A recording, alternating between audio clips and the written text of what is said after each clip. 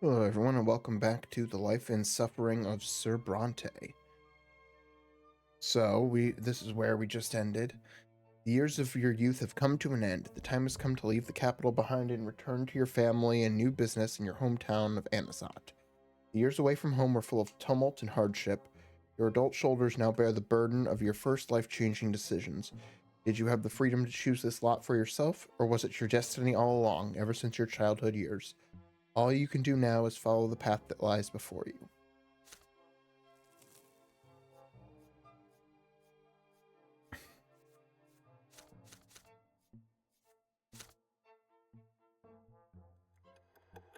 All right.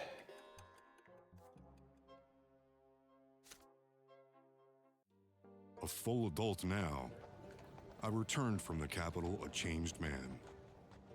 Yet, my hometown was not the same as I had left it. Fate had difficult times in store for all of us. Chapter 4, Peacetime. Okay. The carriage makes its way along the road. You see the land of Magra through the window, empty and desiccated by ancient magic. Your home, Anizotte, is but a few hours away along this road. The carriage is stuffy and hot from the sun, even with the thick blinds pulled tight. It is a familiar heat, but you will now need to get used to it again. The heat weighs heavily on you, but it also reminds you of your childhood. You will see your family again soon. How will they react to you? Will they accept you after you betrayed their hopes and their trust? You are back in your native province. You will be home soon, but you are no longer the boy who took this very road to the capital 4 years ago. But who are you now? A clandestine outlaw? A rebel? Or an agent of the secret chancellery? What future awaits you now? Can you get your freedom back? Can you save everything you hold dear? To drive away the worries about your new life and new destiny, you reread Sophia's letter yet again. I'm glad you didn't do anything stupid and chose to seize your chance for freedom, Brante. I'll go to Anizotte a week after you. Both of us coming back at the same time might attract unwanted attention. It's best if nobody even knows we have anything to do with each other. We'll find an excuse for our frequent meetings later. You should go home and reconnect with your family. Don't draw any attention. Keep your head down. Don't leave that old house of yours. When the time comes, I'll find you. Tell everyone you're planning to open a print shop. Find a building to rent for it, someplace far from prying eyes. It'll be our underground headquarters. I'll tell you more about our mission when we meet. That's all. You put the letter back in your pocket. The walls of Anizotte have finally emerged on the horizon. Before you do anything else, you are going home.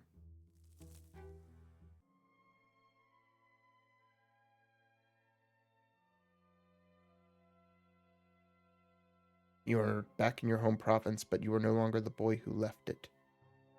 Okay. The most important event that will end this chapter. Only one of them will happen.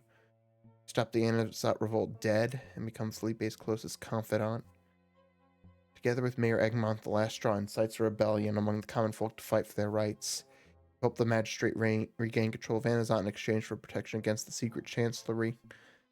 The last straw breaks free of its chains and incites a full-blown uprising against the Empire.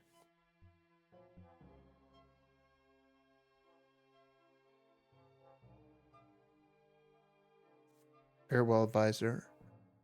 Felipe's plans come to fruition, and you finally earn your freedom. The El Brante family now has enough influence to protect you against Sir Felipe's wrath and true death. The most important events that may happen to the House of Brante at the end of this chapter. Ennobled by the sword, becomes a hereditary dynasty of nobles of the sword. Status passed down, okay. Favor becomes a hereditary dynasty of the sword, earning the favor of Overseer Gaius Tempest and a place at court. You succeed your elder brother Stefan as the heir of the Brante family, or the Brante family is no more. Wealth. Mother finds the strength to recover. Robert adopts Gloria. Bronte name is dragged through the dirt. You'll find a way to unite the Bronte family and end all the strife at home. Family in ruins. Okay, finances gone.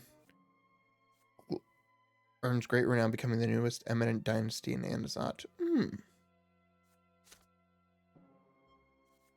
Profitable business, stockpile of arms.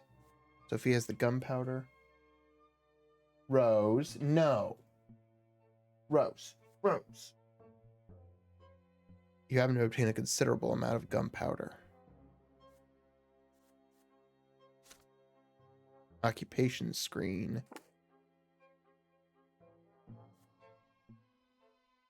Discontent and spy network.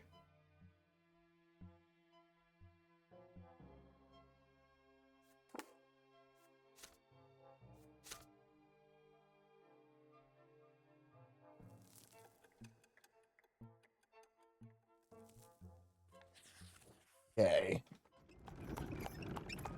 Carriage stops. The familiar gate, your bedroom window, the same one you used to climb out of at night from time to time.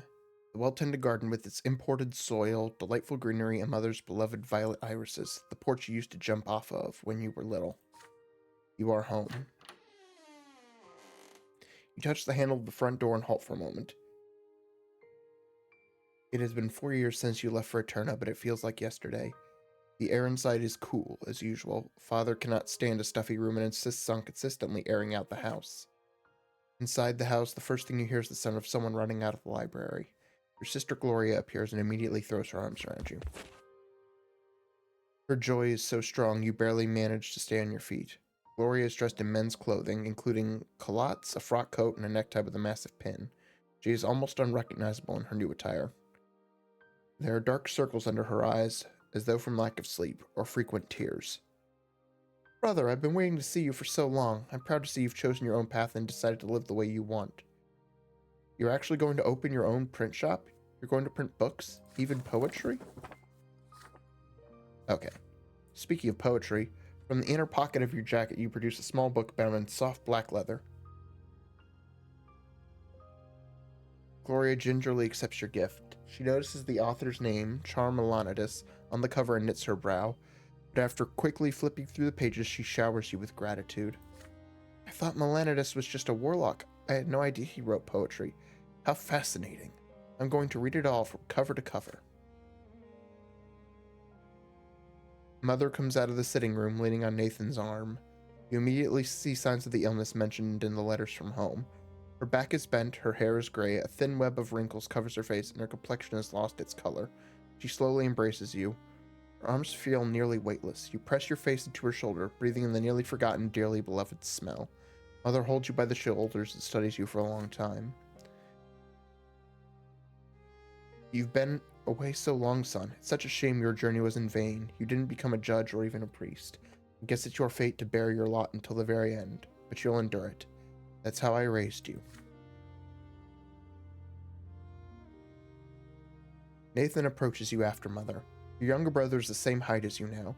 His hair almost reaches his shoulders, but he still has the same lost look in his eye he had when he was a boy. Good to see you, brother. Home just hasn't been the same without you. Cares about your estate, right? I'm just glad you're here with us again. You pat Nathan on the back. Loud footsteps echo down the stairs. Stefan appears. His shoulders have grown broader and his features have become harsher, just like grandfather's. He stares at you and Nathan down with contempt, his arms crossed on his chest. Welcome back, commoner. I'd hoped you'd become my equal, but apparently you just didn't have it in you. I guess you're no better than Nathan. I can only hope you'll know your place from now on. Why did Father even send you to the capital in the first place? As Stefan says these words, you see Father appear from his study. He looks older now. His back is hunched and he squints. There are deep lines around his mouth and silver threads in his dark hair and mustache. He stops a few steps away and examines you from head to toe. He does not say a word, shaking his head slowly. You explain yourself to Father. This was the only path you could have taken. The college and the judge's calling were not meant for you. However, your time in the capital was not spent in vain. You made many influential friends there. Now you plan to open a print shop in Anizotte and make a good living. You do your very best to make this sound convincing. No one can ever see through your cover story. When I sent my son to the capital, I expected him to return a nobleman. but the man who stands before me is a commoner, a merchant, an artisan. I had such high hopes for you, but our family's future rests in Stefan's hands now. Oh well, I've had enough time to make my peace with this. You are still a member of this family. We'll see how your shop fares. Perhaps you could still find a way to contribute to the Brante household. He lets out a bitter chuckle, and after a pause, Father spreads his arms wide to embrace you. You're finally home, my son. Well then, time for dinner. Your mother has prepared a veritable feast in your honor.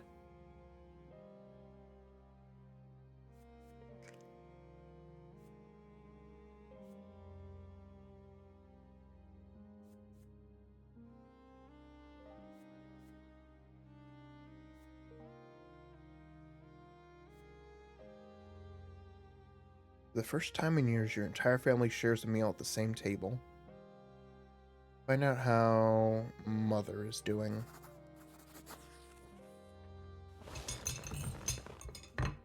You cautiously ask Mother about her health over dinner. Oh, it's nothing, Graham. I have no complaints. I've just been a little weak lately. It happens at my age. I humbly accept whatever fate the twins have chosen for me. Having said this, she stops abruptly and looks upward. Father cuts in. You know, son, you should tell us about your life in the capital. What gave you the idea to open a print shop? You've mentioned in one of your letters that you've seen the imperial family with your own eyes. What are the Tempests like?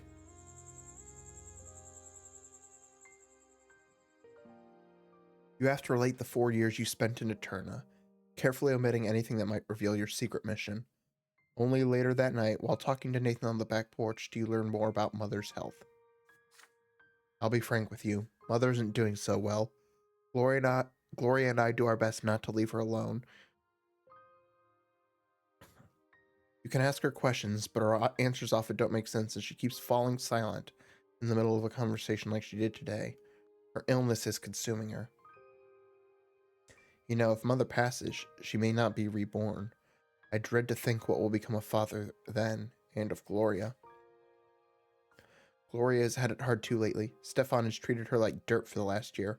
I think he plans to drive her out of the house so her origins won't taint the Brante reputation anymore. Stefan only cares about one thing now, getting our family ennobled by the sword. So for him, Gloria is just an obstacle between him and his goal. You spend quite some time in silence, gazing at the radiant stripe of the shining pillars grows more and more luminous against the darkening sky. The Brante family is about to face some challenging times.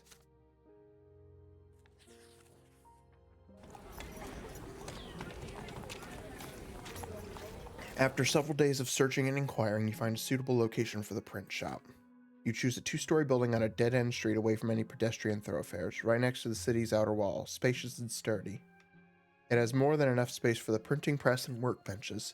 The basement is dry and the windows are too tiny to peek through. It is the perfect location for a clandestine headquarters. You inspect the rooms. This corner will be good for the typesetting area, and the shelves of ink can go over there. Before you finish, Sophia knocks at the door. Once inside, she casts a glance over the rooms and walls and chuckles with approval. This is just what we need, Brante. Perfect location. I couldn't have found anything better myself. Guess the capital taught you well. I'm glad to see I was right about you. This job will be a lot easier with your help. Sophia brushes a layer of dust from an old wooden crate, then lights her pipe as she sits. So how about I tell you what you and I are up to in this town, eh? Remember what we did in the capital? Well, we're gonna do the same trick here in Anizotte. That's our mission. Felipe wants us to found an underground society here. Anybody who wants to rebel and riot, we'll let them join. We'll also keep them in check and use them to do whatever the secret chancellery says. Still don't know everything Felipe's planning yet, but I could tell you he was real angry about how the Inquisition cast all the dirt we dug up on Patriarch Junius to the 4 winds. Here in Anizotte, Felipe wants the real deal. You frown. The real deal? What is that supposed to mean? It means you and I have to find all the troublemakers in town and take charge of them. Anybody who's willing to fight for their rights, we turn them into an organized force under our command, and then we'll use them to do whatever Felipe wants. Felipe wants to take the city in his own hands. He needs disorder, little disturbances and riots, enough unrest so there's always an excuse to arrest folks whenever they need to. But Felipe always has to be in control. This is the secret chancellery's way.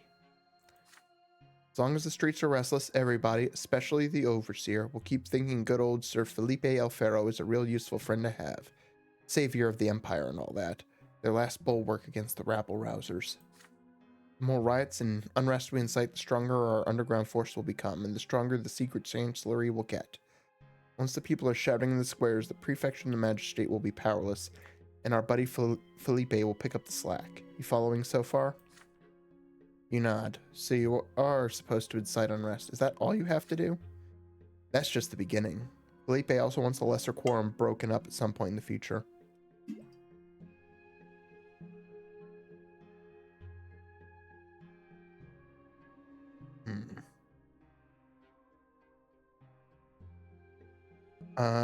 It's full of folks who don't like the way things are done in the Empire. But the Empire's lucky for now. The lesser quorum spends too much time bickering and not enough time trying to work together. That'll work in our favor. By the time Felipe wants to blackmail the lesser quorum, we need to have our own underground network, and it's got to be big enough for his needs. We'll frame quorum members, gather accusations, plant agents, stuff like that. In other words, we'll do the secret chancellery's dirty work for them.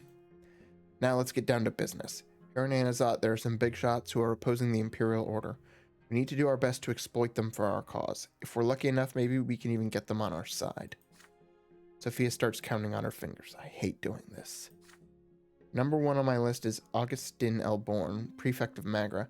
He's almost a relative to you, isn't he? When Gaius Tempest was first appointed Overseer of Magra, he was the only member of the Provincial Council who openly supported him. Elborn is one of the most powerful nobles in Magra, but he has always protected the common folk. He could be our main ally, or a real dangerous enemy. So is Sophia actually on board with all of this? The second fellow worth mentioning is Meyer Egmont, leader of the wealthy commoners in the Lesser Quorum. He's an old merchant who got rich mining silver and managed to weasel his way into provincial politics as a commoner. We need to ensure Egmont's support as soon as possible. He's rich, powerful, and will be useful to our cause. Last on my list is Father Leonard. He's the abbot of the temple by the Silver Tree and the local spiritual leader of the New Believers. Right now, lots of Magran commoners are rejecting Azatius' teaching of the lots. It's all thanks to Leonard and his influence. If those folks have managed to cast off one burden, it should be easy to talk them into rejecting another one. Sophia taps her pipe against the crate, knocking the remaining tobacco onto the floor. One more thing, Brante. We're going to be manipulating people. I'm talking lies, half-truths, using and exploiting folks, you name it. And we need to get them to follow us. That's a tough thing to do.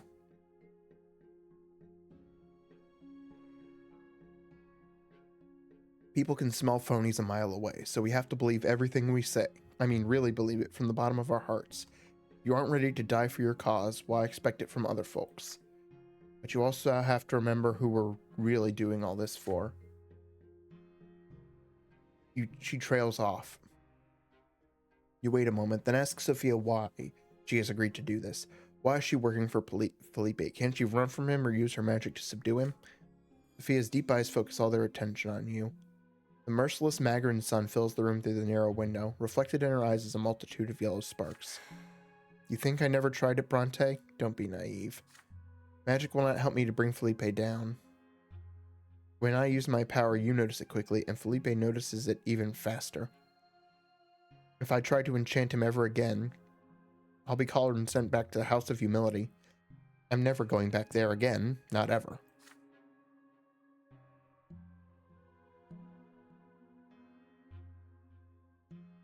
As for escaping, there's no hiding from the secret chancellery. Sooner or later, they will find me.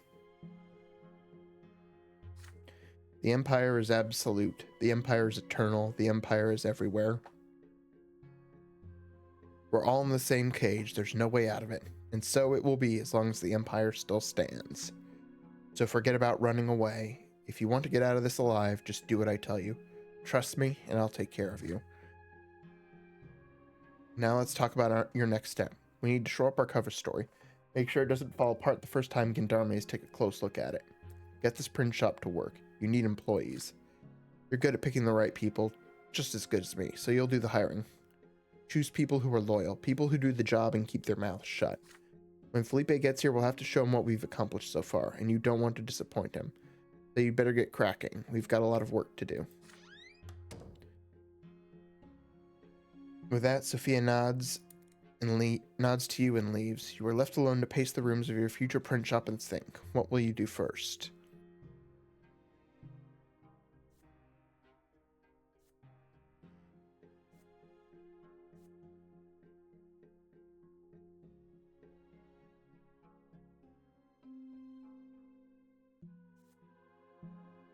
You look for people who are dissatisfied with the Imperial Order and determined to fight for their rights.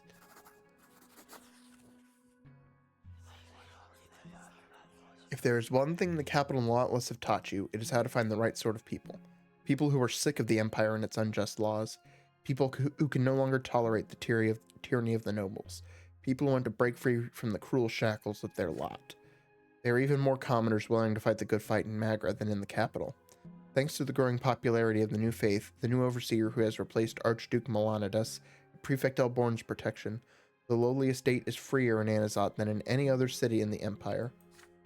You hire people who are sincerely displeased with the current state of affairs. People who are willing to risk everything they have for a chance to change the Empire. People who look and act just like you did a few years ago. Their loyalty to you will be absolute, as long as they believe in you. They will do whatever you say as long as they are convinced it will bring a new and better world. Started your service for the Secret Chancellery by opening a print shop as a cover.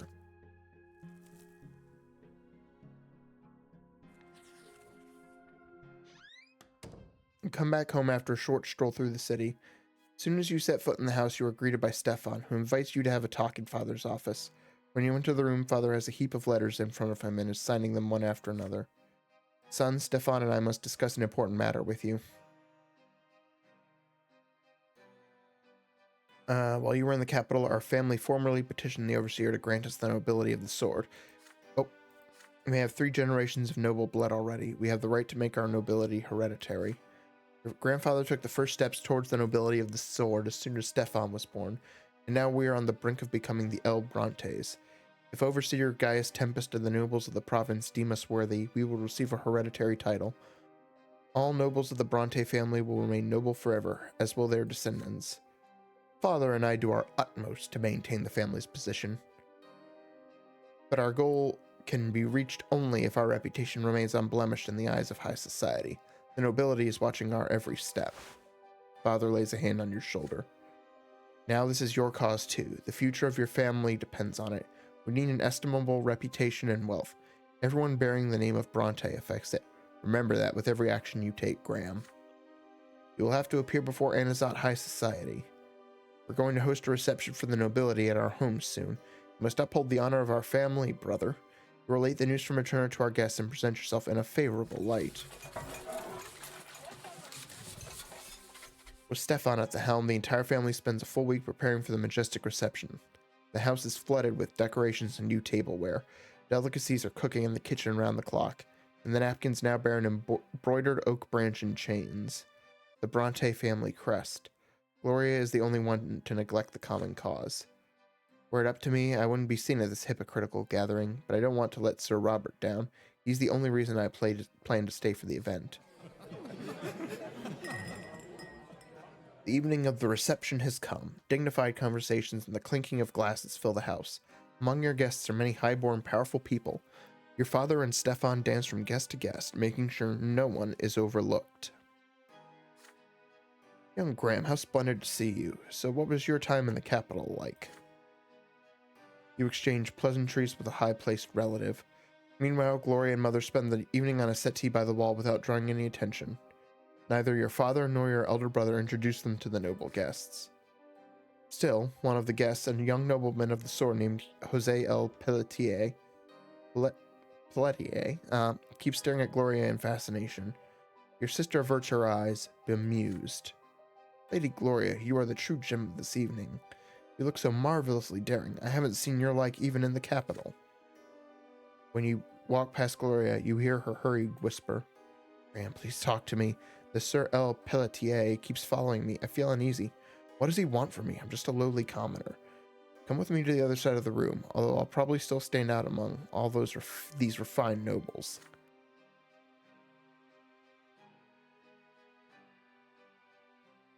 Look, it's Durante the painter. I wonder what's brought him so far from the capital. It would be fabulous if he could paint our family portrait. We should all be on canvas together. We're one big, happy family, after all.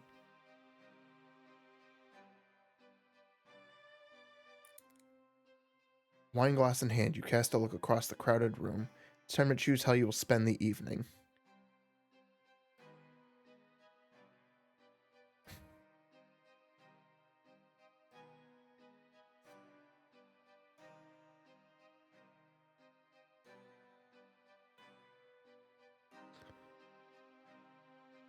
Okay.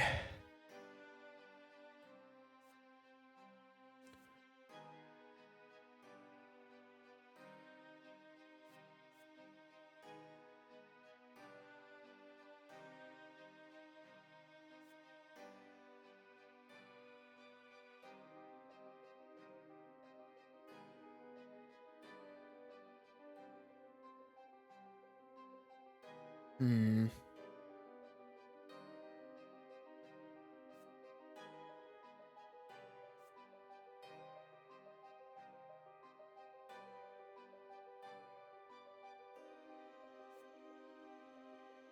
Hmm. Okay, purchase family portrait.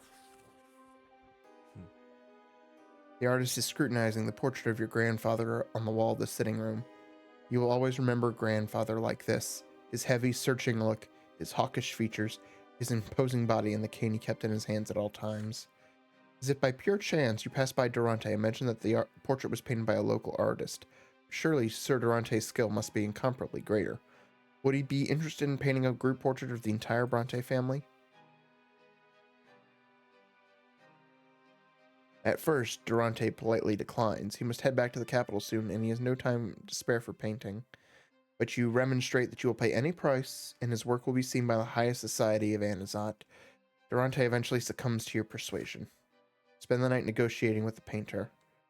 Proper portrait will take a fair amount of time to paint, and Durante's prices are high. Convincing your family turns out to be just as challenging. Gloria will not pose in a dress or put her hair in a bun. Nathan almost has to be forced to cut his hair. Stefan insists that he must be drawn to the right of his father with Gloria behind them. Eventually, you succeed in helping your family reach a consensus. The portrait is perfect. Your parents look dignified, hand in hand. Stefan stands proudly to their right. You in your best attire are to the left of them. Gloria brings some life to the painting with her unruly hair and daring outfit. Even Nathan seems to belong there. The portrait is proudly displayed above the fireplace in the sitting room. No one else in Magra has a portrait by Durante himself. This will emphasize our position. For once, Gloria agrees with her elder brother. At least on this canvas, we're all one family, whatever our estates may be.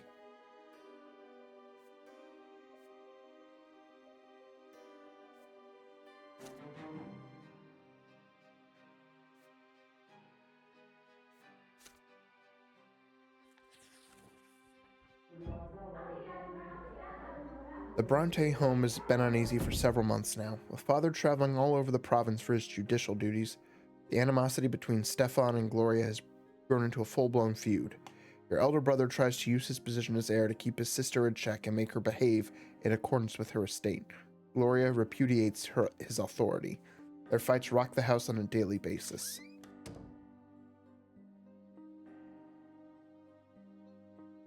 Eventually, after returning from his latest trip, father gathers Stefan, Gloria, Nathan, and you in his office. His somber look portends a difficult conversation. Stefan gazes at his father defiantly. Gloria is poised to lash out and run away. Nathan quietly keeps to the side.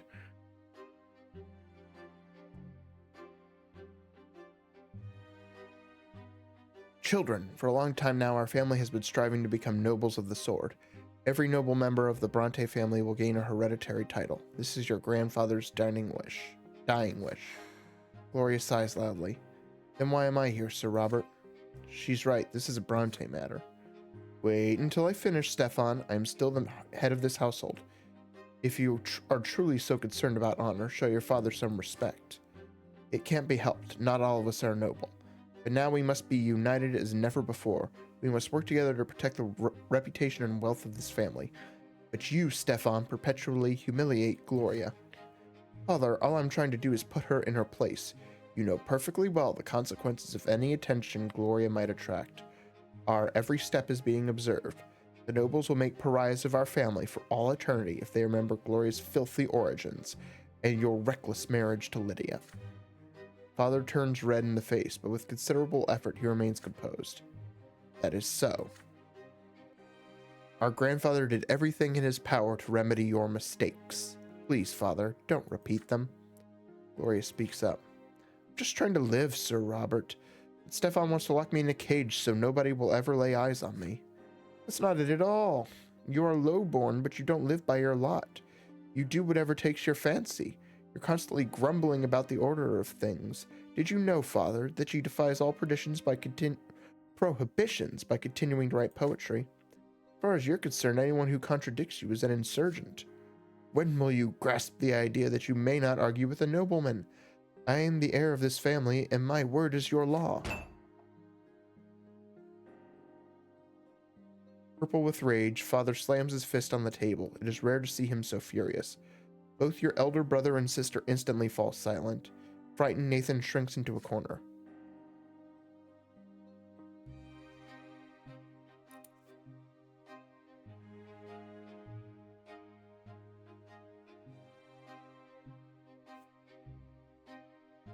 Hold your tongues, both of you. Let Graham speak. He has witnessed your quarrels. He should know best which of you is in the right.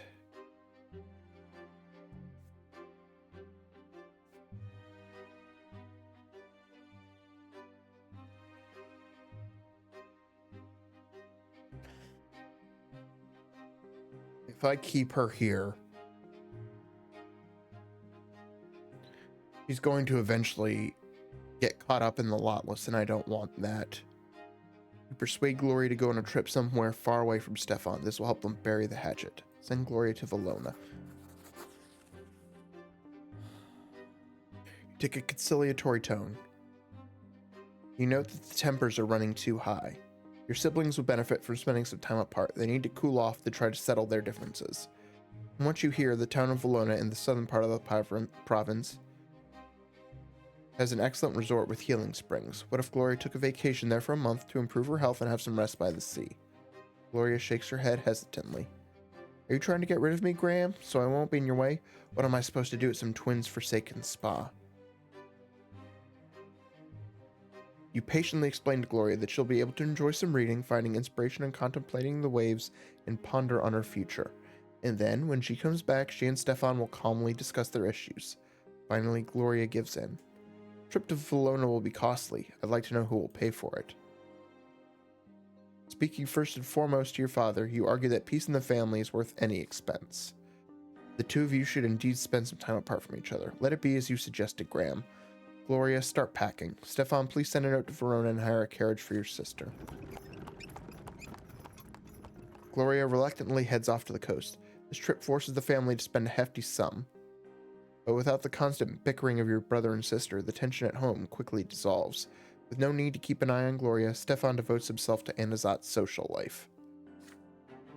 Gloria returns surprisingly serene. After a month in Valona, her temper has mellowed for a time. She is engrossed in her own affairs and does not draw her brother's ire.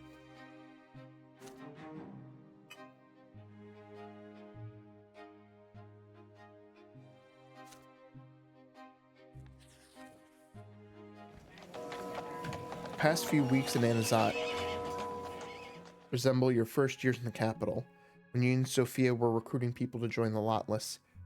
You were so full of hope and ambition back then. Slowly, you both begin to make useful friends and acquaintances in the city. Gendarmes, street peddlers, merchants, laborers, vagrants, and each of them requires a unique approach.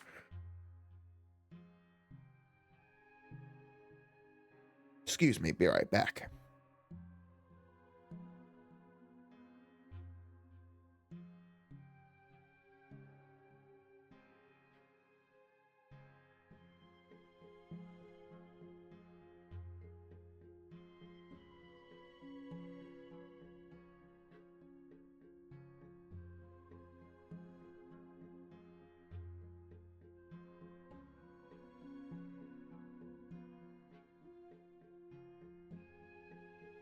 techniques you used in Eterna work here as well. You look for the people you need, plan secret meetings, and make sure everything is secure.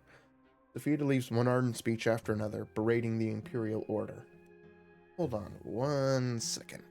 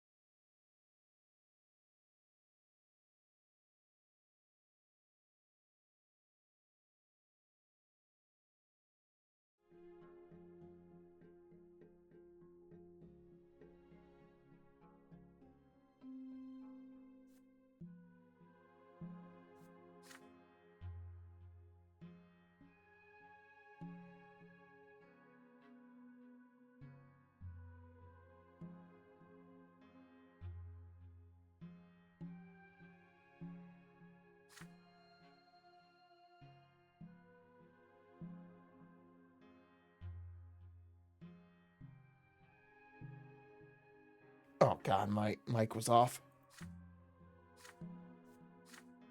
So far, only few people have stayed with you after these meetings. You have to hunt for each new member all over the city. Commoners are too afraid. Only the most desperate or insane are ready to join you. There are two members in particular who stand out. One is a Father Fouad, a creaky old priest with fire in his eyes. He introduces himself as a commoner who has chosen the preacher's path. Does that mean he is a new believer? Fouad scoffs at the question. I'll put it this way, the only words that are true are those the twins tell you themselves, and I've heard their voice plenty. But the priests who just cook up some nonsense and call it divine law, they're either crooks or fools, all of them. And Azatius is the biggest crook and fool of them all. Had he lived in any other city in the Empire, he would have already been burned at the stake for these words. But here in Anizotte, Fouad freely preaches in various taverns and squares. Moreover, the old man is well educated, so you hire him as a typesetter and even let him sleep in the storeroom. When the time comes to assemble a mob or spread some rumors, he will surely come in handy. The other is Alida Siren, who works at the print shop as a bookbinder. Quiet and an innocuous young woman, she nevertheless believes in your words and your struggle with all her heart. In her innocent appearance hides an ardent will. Why would she choose to fight against the Empire? When Alida explains, you do not expect to hear cold steel in her voice. My sister was hanged in Eterna after the trial of the 50. I know I might sound like a weepy little girl, but I'm not looking for pity. I just want her murderers to hang. That's it. Hold on again.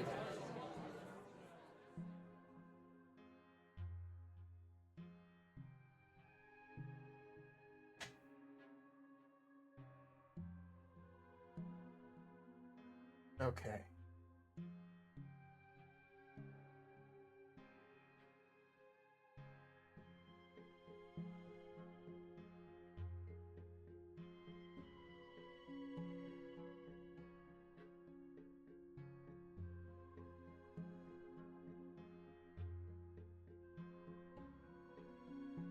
Hold on.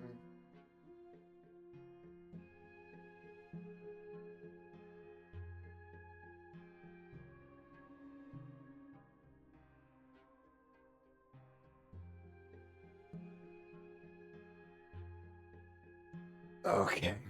Sophia's speeches are always brimming with passion and sincerity. She speaks out against the injustice of the Empire and calls for people to fight with such intensity that sometimes you find yourself getting swept up by her words, nodding along with the rest.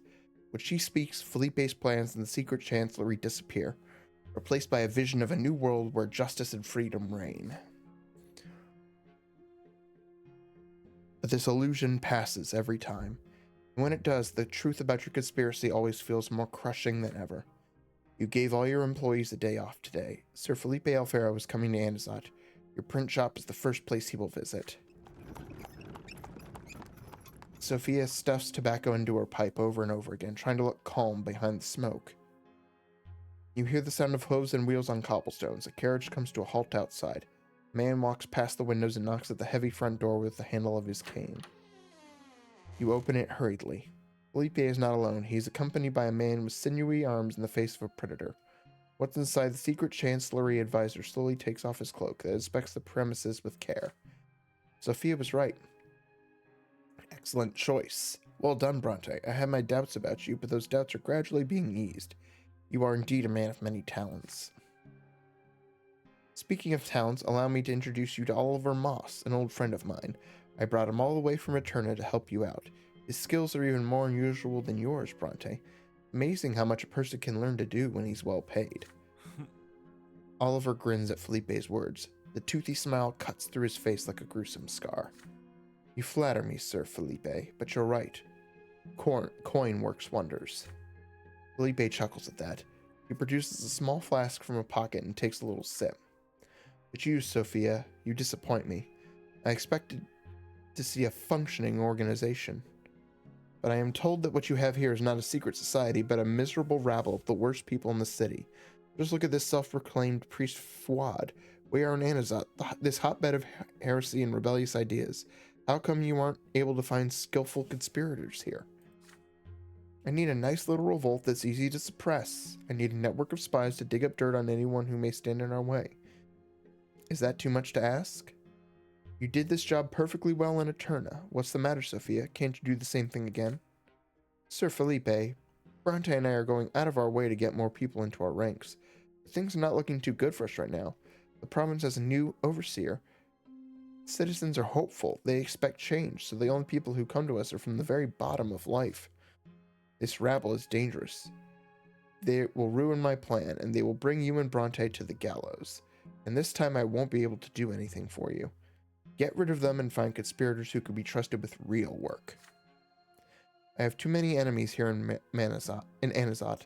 The local magistrate alone is a huge thorn in my side. You have to act faster. Time is of the essence. Or maybe you have more important things to do than serving the Empire. We are doing everything in our power, Sir Felipe. But in order to prepare your plan, we must recruit as many people as possible, and this is what we are doing. Don't try my patience, Sophia. I said get rid of the rabble, find real conspirators, carefully vet each and every one of them. Sophia lowers her head, unable to further argue with the powerful advisor. Felipe suddenly turns to you. Brante, you're the main recruiter for this society. What do you say? Can you do this job for me?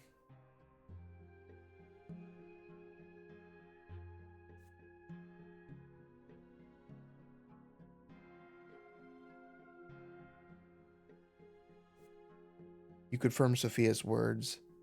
Secret society needs to quickly recruit people, even if they are vagabonds and crooks.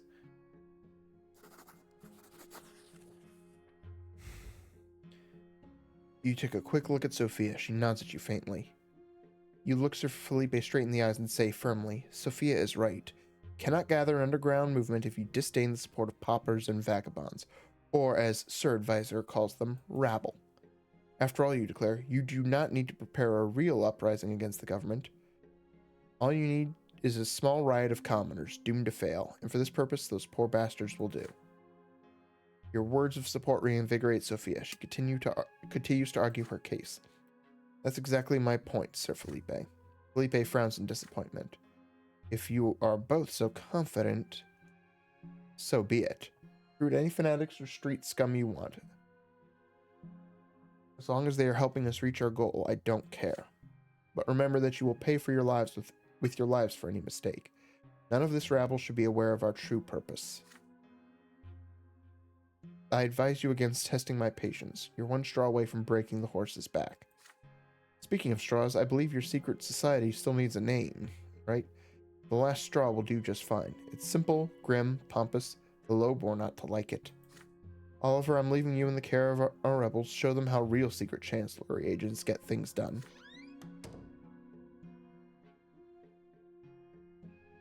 Felipe downs the last of his flask and walks out of the print shop. Sophia shares a word with you before following him. Thanks for backing me up. If we have to do Felipe's dirty work, let's at least do it our way, right? With that, Sophia waves goodbye, scowls quietly at Oliver Moss, and walks out the door. You are left alone with Oliver. The sinewy man chuckles. We're gonna get along just fine, Brante. Don't you worry.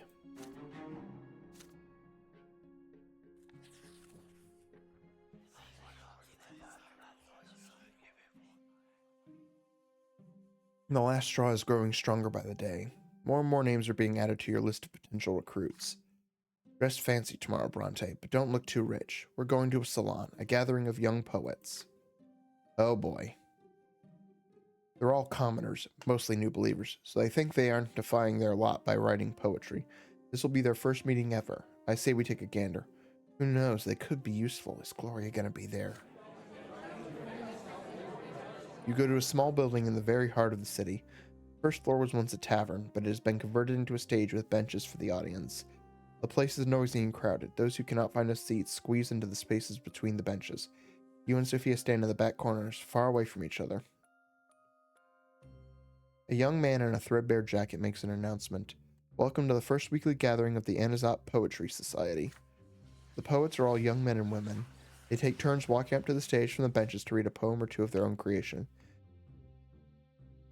They look humble and shy at first, but as they declaim their stanzas, their voices ring with sudden strength and daring fervor.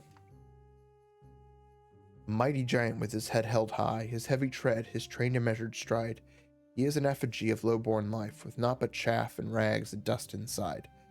By low-born labor granted food and clothing, he is indeed a terrifying sight. But look inside his eyes, and you will find not grandeur or renown, but fear and loathing. In Las Vegas. Behold the azure skin, the bright contempt, their past long turned to ash, their blue blood bled, their majesty in flames, their mantles rent. Ensconced in diamonds white and rubies red, the glimmering giant rots, his essence spent. The gems may glitter, but the husk is dead. The poems recited on the stage display exceptional variety. Rhymed couplets, blank verse, short stanzas, lengthy cantos, pathos-laden ballads, vulgar screeds, humorous epigrams, scathing tirades. But in each and every voice you hear the same pain, the same weary ache born of servitude, the gnawing grievance with the gods, the simmering rage against the empire, and dreams of another destiny, another life, another existence. A commoner, the word is like a brand. The twins themselves once told me to be silent. I want to scream, can't take this anymore. The misery around me knows no end.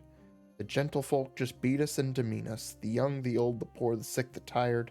They tread upon us, gazing at the heavens that feed upon our sweat-soaked suffering. Every poem fills the room with loud applause. Every line resounds in people's hearts. This much is clear from their faces. Some mark every word and verse with a nod, while others cannot hold back tears.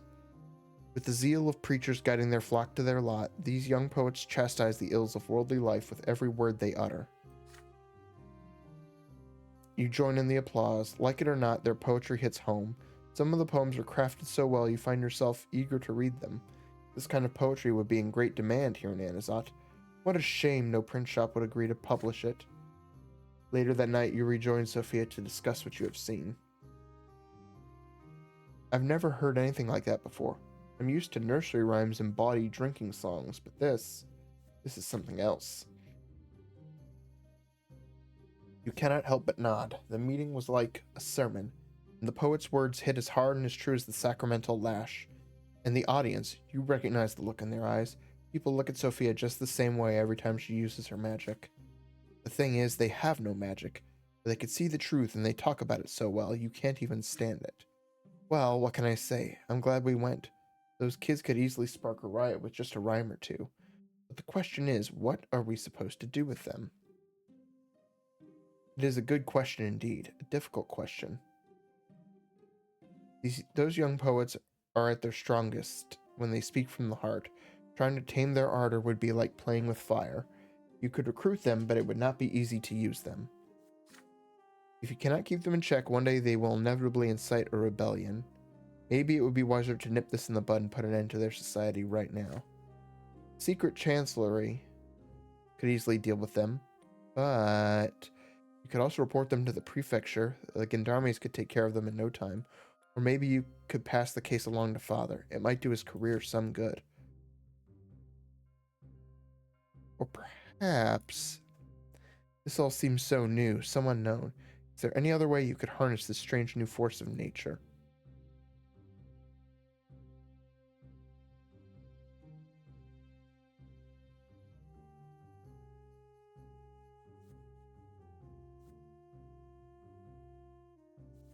publish a book of their poetry. You asked Gloria to help you get in touch with the poets so you could print a compilation of their works. With a smile, you assure Sophia that you know a way to harness their youthful ardor. Oh yeah? Okay, do it then. In spite of her lowly lot, your sister's been writing poems and stories ever since she was a little girl. As Gloria grew up, she easily found like-minded friends, poetry-inclined commoners like her, and you saw a number of her friends on stage tonight. Now that you think about it, you have expected Gloria to be there as well. Back home, you tell your sister how impressed you were by the Poetry Society. As the owner of your own print shop, maybe you could compile their works into a book of poetry. It would be the Empire's first book of poetry written by commoners. You could turn a handsome profit and make the poets famous all over Magra. Could Gloria tell her friends about this idea? Wow, I never thought you'd have the nerve to try something like this. Sure, I'll have a word with my friends. I'm sure many of them will be interested.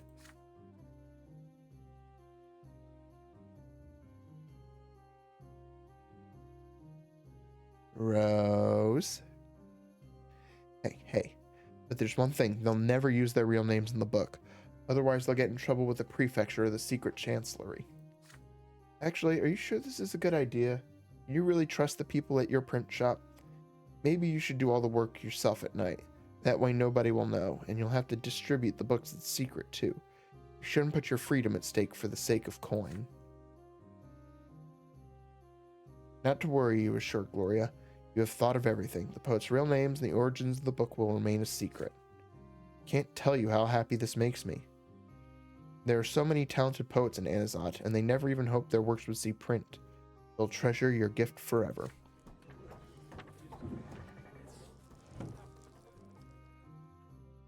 It does not take you long to get started. A compilation entitled The Voice of Anizotte is soon ready. You instruct Alita and the other Last Straw spies to sell the books in secret all over the city. Will do, Graham. When it comes to this job, young Alita is even more eager than ever. After all, many of the poems in the book are dedicated to the suffering of those who struggle against tyranny, including those who died in Eterna after the trial of the 50. You sell several hundred copies in a matter of days and receive many requests to print more. Popular, rare, and banned by the authorities, the book turns a significant profit. You keep working on new print runs and sell them easily, even at 3 times the price of a normal book. The poems are quoted all over town. They're declaimed by young people in the squares and on the streets. They are put to music and sung in taverns. They are written in paint and soot on the walls. More and more young people recite them instead of prayers. I want to scream, can't take this anymore.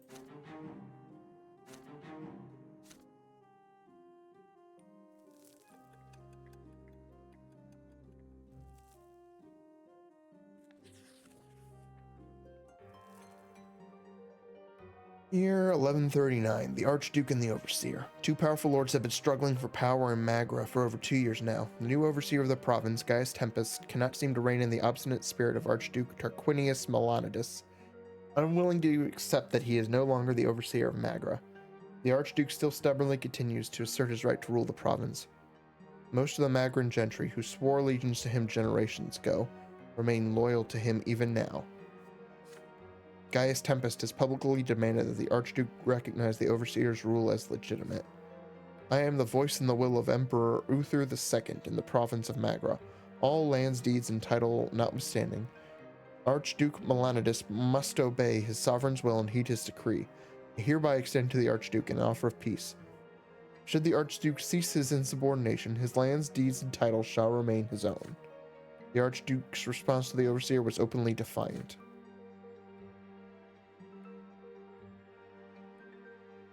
Since the days of yore, the land of Magra has belonged to the Melanidas dynasty.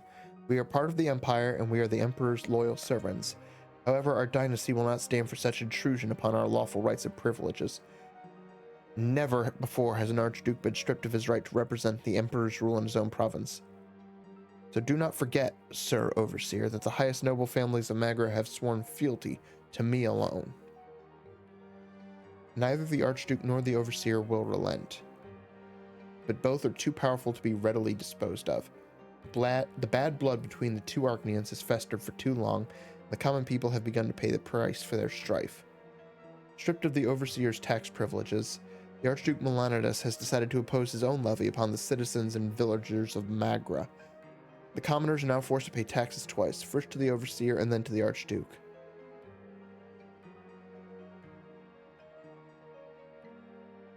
This double burden is too much for the common people of Magra to bear. Many have refused the second tax outright as a lawless measure. But the Imperial Legion, led by young Dorius Otten, is ruthless. Eagerly and without mercy, the Legion soldiers collect the Archduke's due in cities and villages alike.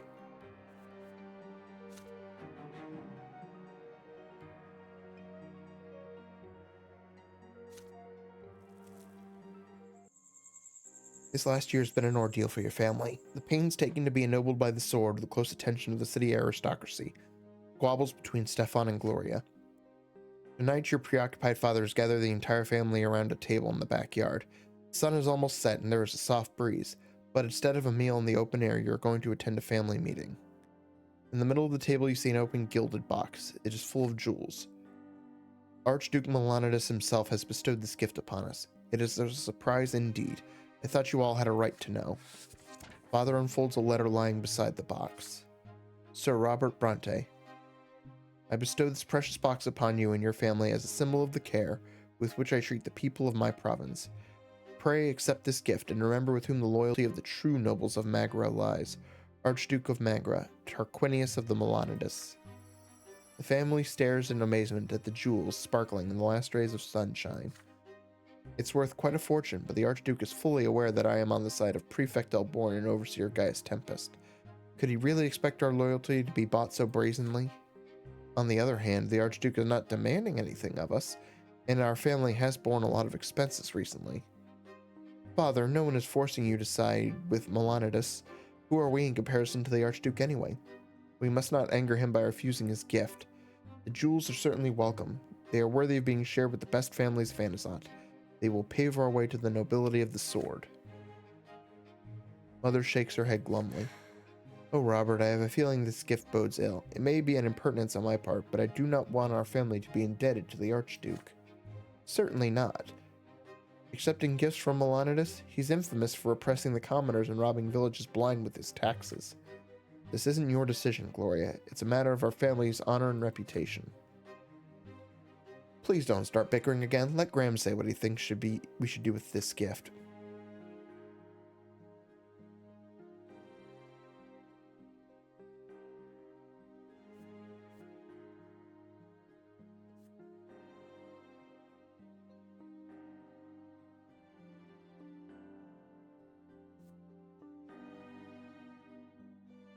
You accept you are the center of attention now. Your vote will be the deciding factor. I can only do one thing. Sell the jewels. You accept the jewels from the Archduke in order to sell them for a good price. You speak. You insist that the Archduke's jewels should not be declined, but they must not be given away either. Your family treasury needs an infusion of cash. The family's wealth is as important in the eyes of society as its noble reputation. I don't know, Graham. Money comes and goes, but our family honor is here to stay. You object, reminding him that in your own lifetime, the family has already fallen out of favor and risen again. For the nobles, a family's reputation is just another form of currency. Is there truly nothing more important than money and reputation? Archduke Melanidas is a villain like no other. Our family ought to stay away from him. Simmer down, Gloria. I agree with Graham. Let it be so. I'll send a note to the Archduke expressing our humblest gratitude, but I'll also point out that I don't mean to change sides. I still serve my prefect and my overseer. In the meantime, Graham will see to the family coffers. You promptly take the precious box and go inside to start taking an inventory of the jewels. Mother, Gloria, and Nathan follow you with forlorn looks. Sell the jewels and easily amass a considerable sum. Your efforts have now ensured that the family treasury will not run short anytime soon.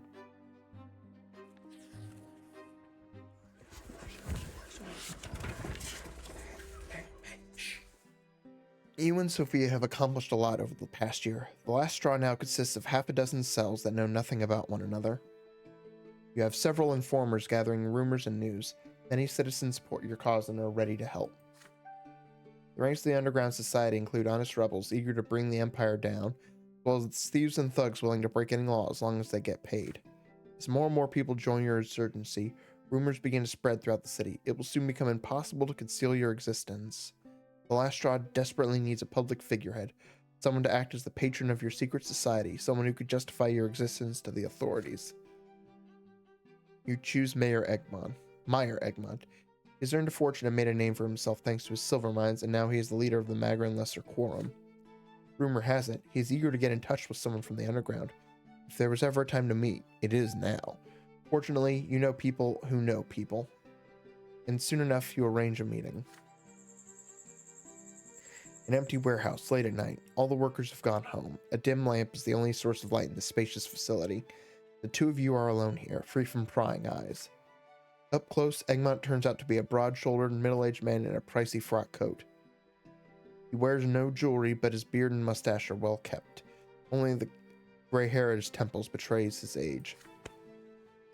He offers you a warm, rough hand. It is the calloused hand of a man who has had to work all his life. You shake it readily. The industrialist offers you a seat at a nearby table. Truth be told, young man, I know your family quite well. I had the honor to be introduced to your grandfather back in the day. Unfortunately, Sir Gregor Brante wasn't exactly delighted to meet me. But your father, he's a staunch supporter of Elborn. We've often seen eye to eye, he and I. Let's see if you and I could find some common ground, too.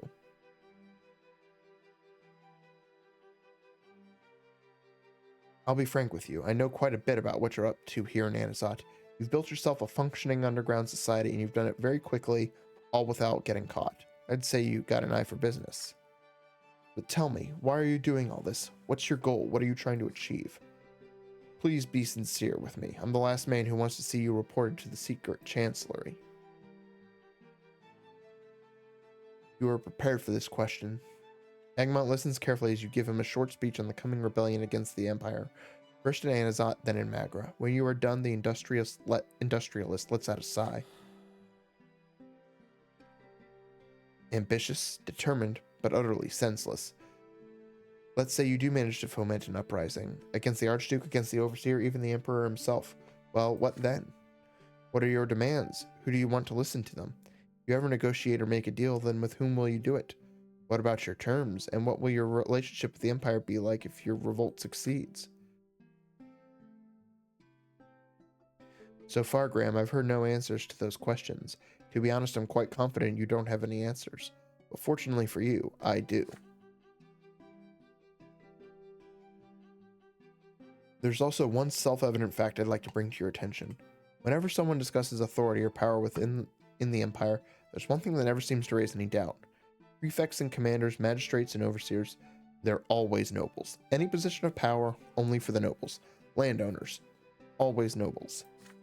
Who rules over Anizotte? Overseer Tempest, or Archduke Melanidas. No one can say for sure these days. Either way, no matter who they are, nobles rule the city. But a city isn't a castle or a fortress. A city is more than the sum total of its walls and buildings. A city is its people, the commoners who work and trade and live there. There always have been and always will be more of us than the nobles. We are this city, Brante. You've never been to a meeting of the Lesser Quorum, have you?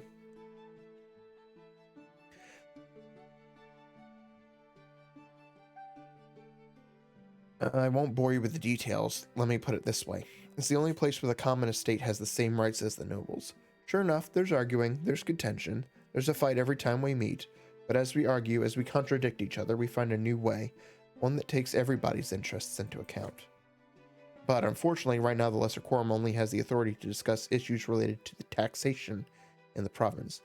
But if you and I come to an agreement, this will change. I spent most of my life making the idea of the Quorum a reality, and I swear to you on my life that it works.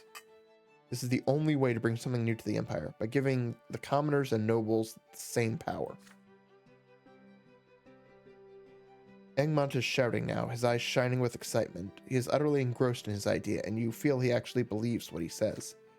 But here in Magra, we have the chance. We had no way to do it in the past, back when Archduke Melanidas was in charge. But now, guys, Tempest represents the Empire's authority in Magra. Tempest still can't find a way to share power with Melanidas. He needs all the support he can get, and you and I, we could give him that support. And Graham, are you aware of how Gaius Tempest ended up becoming the overseer of Magra? He was too progressive for the capital and his fellow Archnians. He went too far in his attempts to make nobles and commoners equal under imperial law, and he was exiled to Magra for his troubles.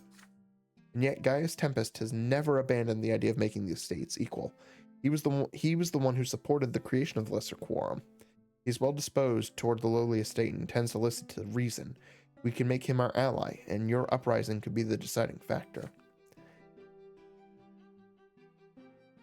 If we can manage to seize control of the city and hang on to it, if we can prove we're able to run Anizotte, if the citizens show us their support, then we'll have a lot to offer the overseer. In returning for making Anizotte a free city, a city-state if you will, governed by the Lesser Quorum, we'll recognize Gaius Tempest's authority in Magra and support him in his power struggle against the Archduke. Nobles and commoners come to govern a city together. In just a few short years, it will become obvious to the entire empire how advantageous this arrangement is. I doubt that. And then the old traditions will have no choice but to step aside. Yeah, you're thinking people are going to see this logically when no. Certain people who held power as long as the nobles have will not give it up. I understand that things like this take time, but as you prepare for the revolt, I'll support your underground movement with all the power and funding at my disposal, as long as you say you'll walk toward this future with me. Meyer Egmont lets out an exhausted sigh. Delivering such a fervent speech is no easy task for a man his age. After a moment of quiet, you agree. Yes, you say, this is a future worth fighting for. The last straw will support Egmont's plan. You promise to spread his vision of the free city of Anizotte, first among the rebels, then throughout the city, starting immediately. You shake hands. Once the conversation is over, you leave the warehouse and walk back through the dark streets of Anizotte. You have made a promise, but what are you actually going to do? There is a kernel of truth in Meyer Egmont's words. The aged industrialist's plan could actually work. This is no longer just a pointless revolt doomed to fail. Dangerous thoughts begin running through your mind. Would it be best to abandon the idea of the free city of Anizotte and report this meeting to Sir Felipe?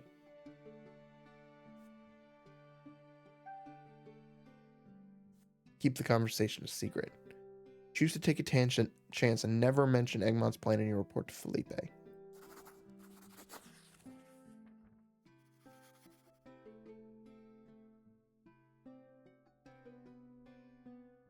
In your report to Felipe, you claim that Meyer Egmont was more careful than you expected. Your attempts to come to an agreement with him were unsuccessful.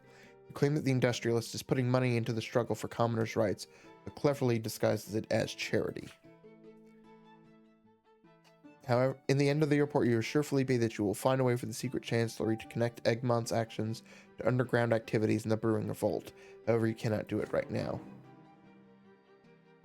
You expect Felipe to reply with a furious letter, but as the days go by, you do not receive a single word from the secret chancellery advisor. This silence feels more menacing than any threat.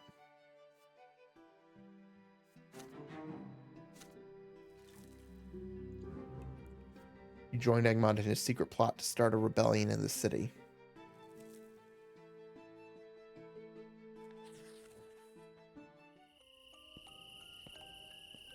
Night is falling over Anizotte. The stifling heat gives way to an eagerly anticipated freshness. After a day at work, you stroll home at a leisurely pace. Turn down a side street that you have known since you were a little boy. It is as if your legs are acting of their own accord, bringing you to the place of your childhood play, the remnants of the wooden fort. So much has changed since the days when you used to play here with your little friends. Engrossed in your memories, at first you fail to notice that you are not alone here. A tall figure in the uniform of a Legion officer approaches you. You see unruly brown hair and a twinkle in his eye. It is Thomas. Now that's a surprise. Hi, Brante. Fancy running into you the moment I'm back in town. Your childhood friend puts his arms around you. Our battalion got transferred here recently. We're under the command of the Magra Legion now. I'm keeping the peace and maintaining order in my very own province. Well, why don't we catch up? Let me buy you dinner. We'll have a little chat. Remember the old days. Thomas cuts himself short. You suddenly notice how much older he looks. His face has become sharper and rougher, and his eyes are filled with exhaustion rather than their usual mischievous sparkle.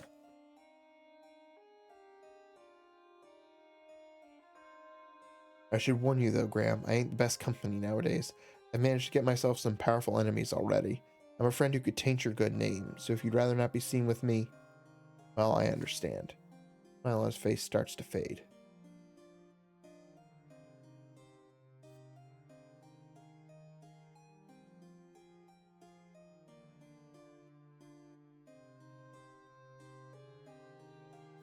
Have dinner with Thomas. You aren't about to miss a chance to spend some time with your old friend, no matter what kind of danger he's in.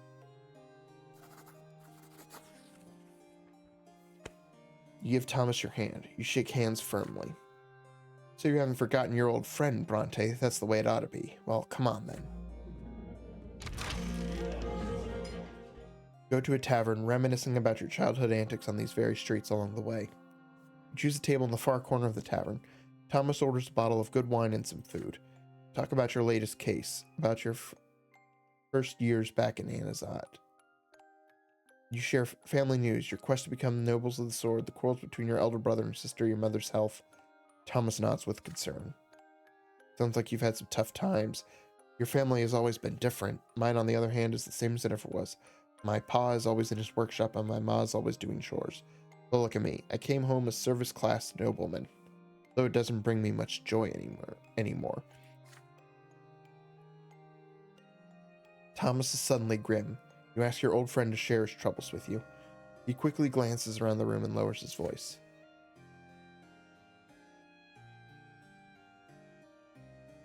Well, I'm a captain in the Magran Legion now, and who's our commander? His Excellency Dorius Otten. That's right, I serve under the very same Arcanian whose toes I stepped on back in Eterna. You better believe he remembers me. I'm afraid things are going to end real bad. But hey, I'll figure it out somehow. Don't trouble yourself over it. Apart from that, well, it's the usual service. We impose order in uppity towns and villages, protect the province, that sort of thing. And we run drills all day long, obviously. If only you knew how sick I am of them barracks, Graham. I've thought about starting a family. My mom keeps telling me to find a nice girl to marry. She says it's high time I got hitched.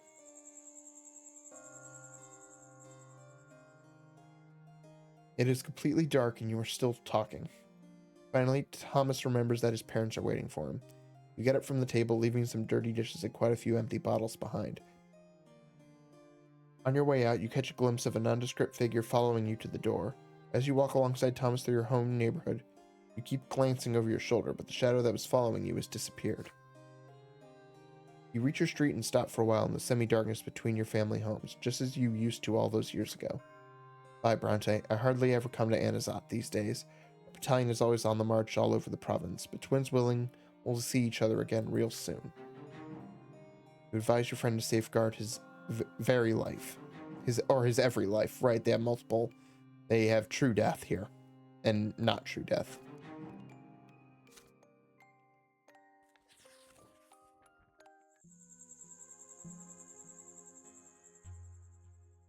You are sitting on a solitary bench in a gazebo in the Archduke's garden.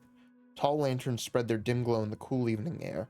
When Gaius Tempest became the overseer of Magra, one of his first edicts granted the commoners entry to the Archduke's garden. At the time, many Magrans saw this gesture as a sign of future change. But unfortunately, the right to visit the Archduke's garden is the only new right the commoners now enjoy by the grace of Overseer Tempest. It does little to ease the burden of double taxation or the need to work the mines without gunpowder. A serpentine, stone-paved road leads to the gazebo.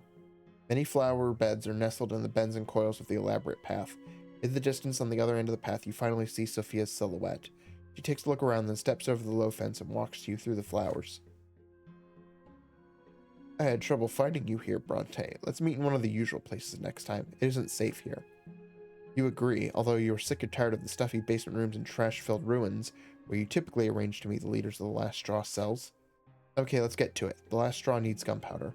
We could really use some. If we had gunpowder, we could blow up the Emperor's statue in the Golden Square or the wall of the city armory. There's all kinds of stuff we could do. The thing is, you can't find it anymore. Even owning it is forbidden, thanks to the Overseer. Magran Industry has had to swallow a bitter pill and trade their fancy new gunpowder for good old shovels. Except not everybody got rid of it. Lucky for us, right? That new friend of yours, Meyer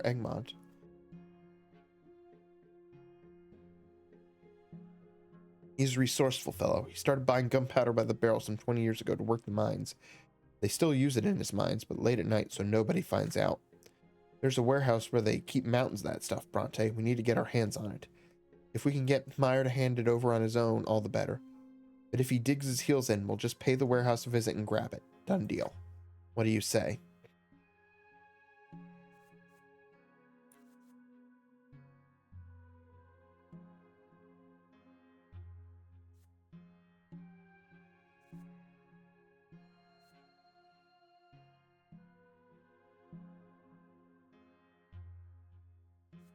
Make a deal with Meyer Egmont. Meyer Egmont has every reason to trust you. You are confident you convince the old industrialist to share some of his gunpowder with the underground. Sophia can rest easy. You promised to get her the gunpowder. Alright, Brante, I leave this up to you. You're meeting with Meyer Egmont in several days. For the 4th time this month, in fact. After the deal you struck at the warehouse, you have to maintain utmost secrecy every time.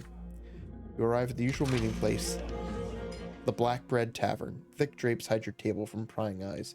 Egmont is already there, ready to begin his usual dinner. Roast goose with vegetables and a pitcher of young wine. Meyer consumes his food without any obvious pleasure. It must be an old habit. After all, pleasures are forbidden to the common estate. Cannot help but imagine grandfather's outrage at seeing such a lavish feast for a lowly man. After a brief exchange of pleasantries, you get down to business. Your people need gunpowder, and you know that Egmont has some.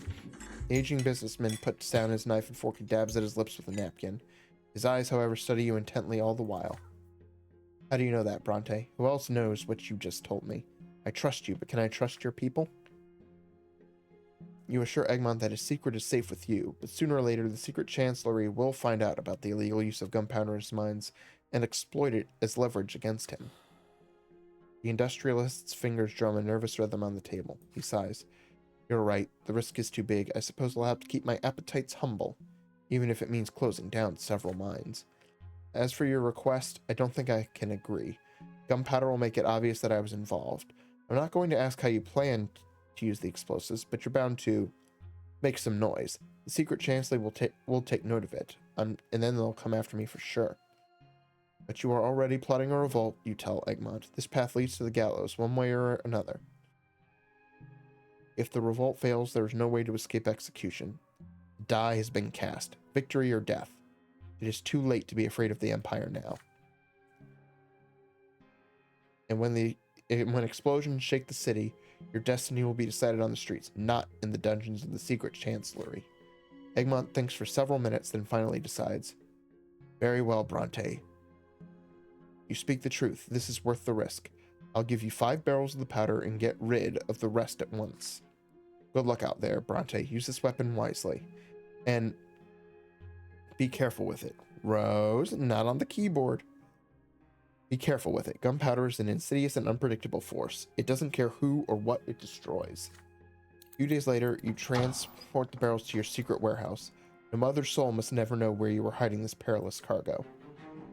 The power of destruction now rests in your hands. You feel excitement and a touch of dread. You happen to obtain a considerable amount of gunpowder.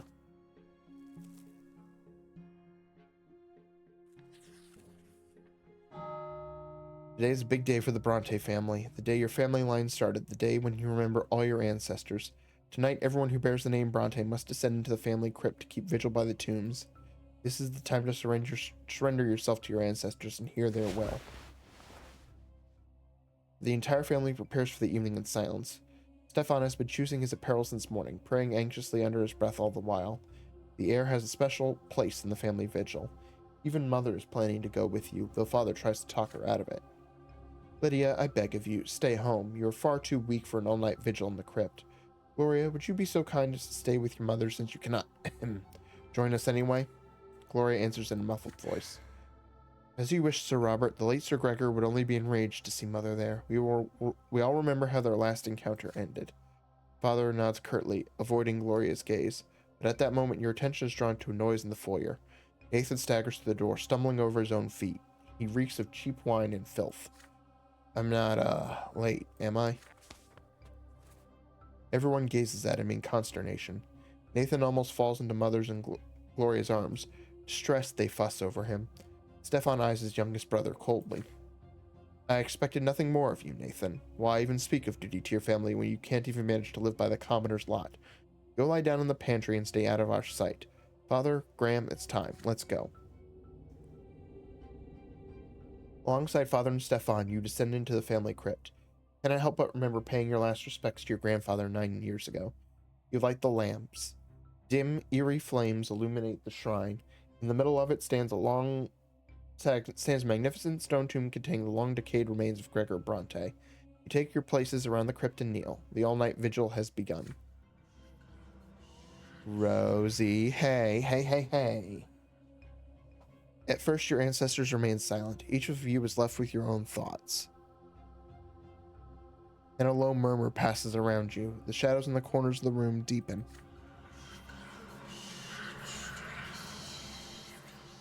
The voices grow stronger. You know that the ancestors of Gregor Brante, long-forgotten commoners whom you never knew, are trying to talk to you. But now a memory of them has come to life in the darkness of the crypt. They are pleading for something, demanding it of you, calling out to you, screaming.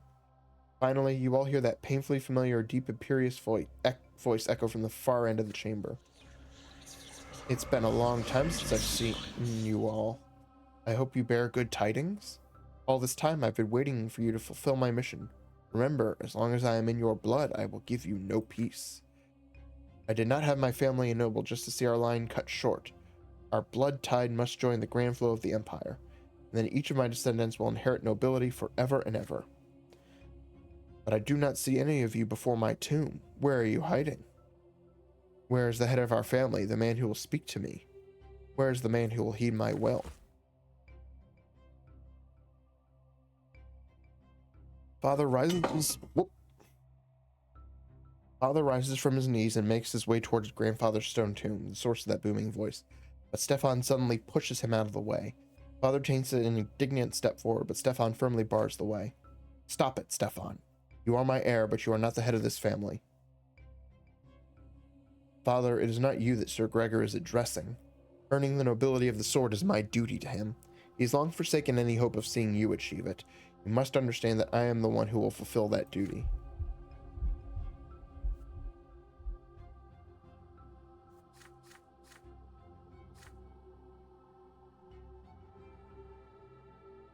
Where's the head of our family? Stefan does not let him pass. Father breathes heavily in anger. You can all but feel the frantic beating of both their hearts resonating somewhere within you. Both your father and brother seem to have forgotten that you are here too. Even the restless voices of your ancestors have grown hushed, waiting for the outcome of this confrontation.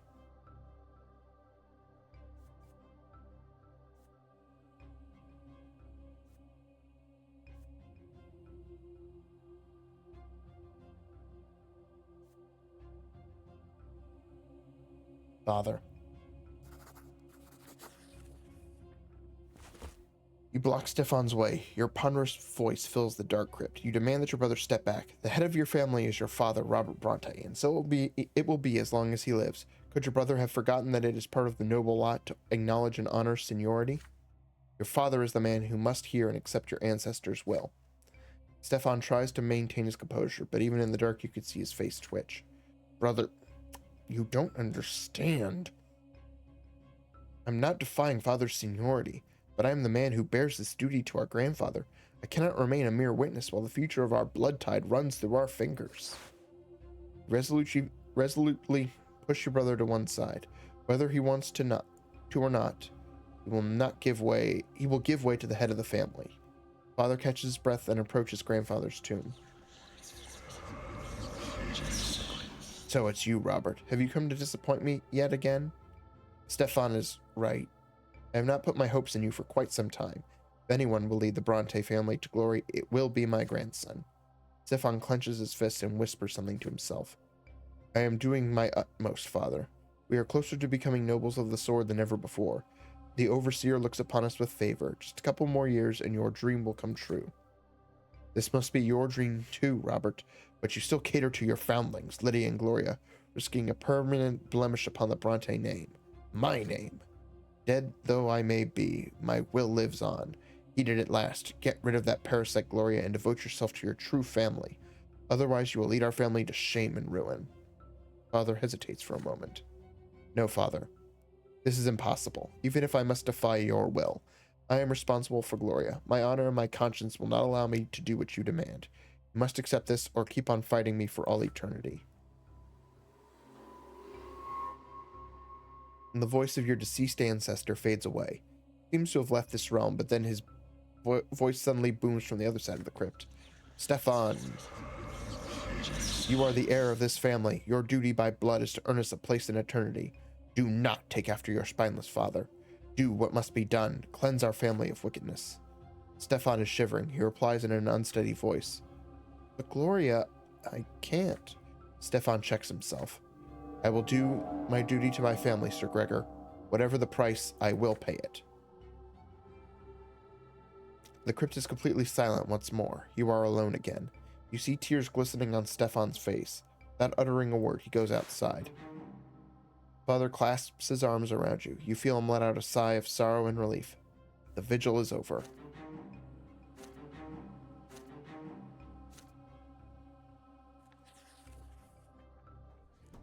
It has been a month since Sophia left the city on Felipe's urgent orders. You have no idea where she went. Until she returns, the last straw has been laying low. You had to tend to the print shop all by yourself. Early morning. Father Fouad welcomes you to the print shop. He looks as if he was asleep just a moment ago himself. He gets up from his makeshift bed of crates and beckons you closer with a finger. Brante, I've got something to tell you, young man. So I made my rounds last night, so to speak. I stopped by a few flop houses, hit a few taverns and other dens of iniquity, and I met a young man we could use. Not sure if we could trust him, though. His name's Gustav. He told me he comes from Eterna. Says he's on the run from the secret chancellery. He insists he was with the underground there in the capital. The Lotless, they're called. They were responsible for that march of the collar 4 years back.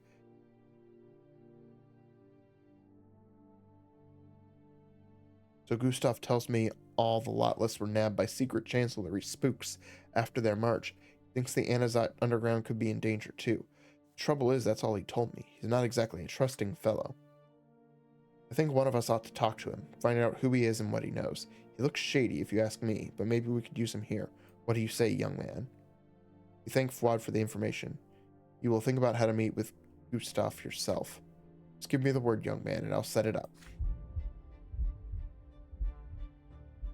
Fouad bows, stretches, and walks off to the printing presses.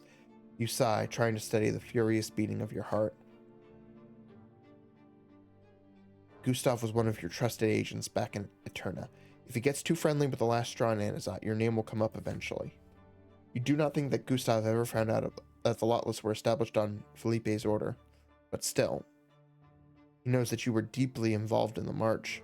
That alone might be enough for him to dismantle your cover story here in Anizotte. You need to deal with this problem as quickly as possible.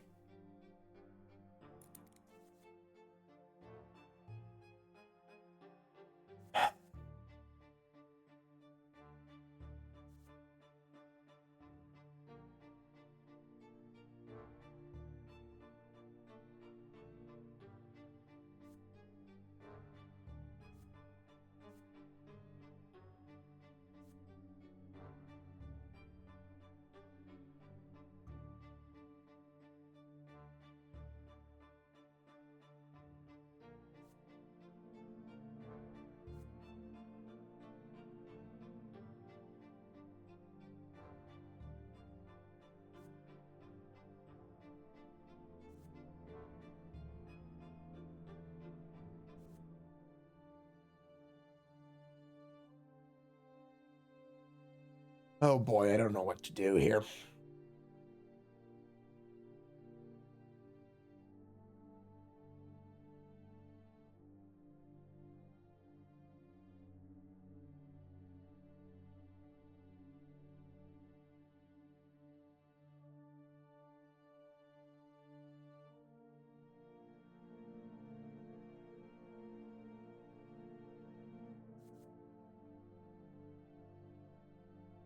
I think I have to lure it.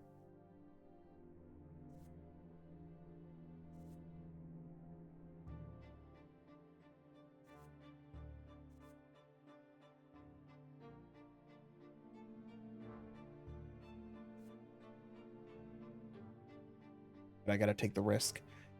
Help him escape the city.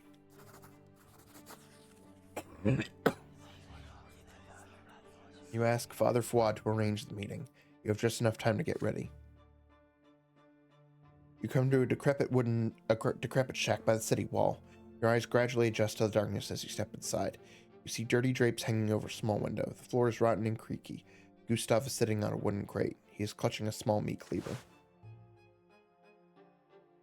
You greet Gustav with a nod. He grips the handle tighter in response. Show him your palms to prove you are unarmed. How is your old comrade in arms doing? You are so happy to see him. Gustav smirks grimly. Yeah, right. I know all about you and the Lotless, so don't try to play games with me. Gotta get out of this city, and you're gonna help me do it, or I'll tell him how young Sir Brante got the commoners to march back there in the capital. You got a noble family, yeah?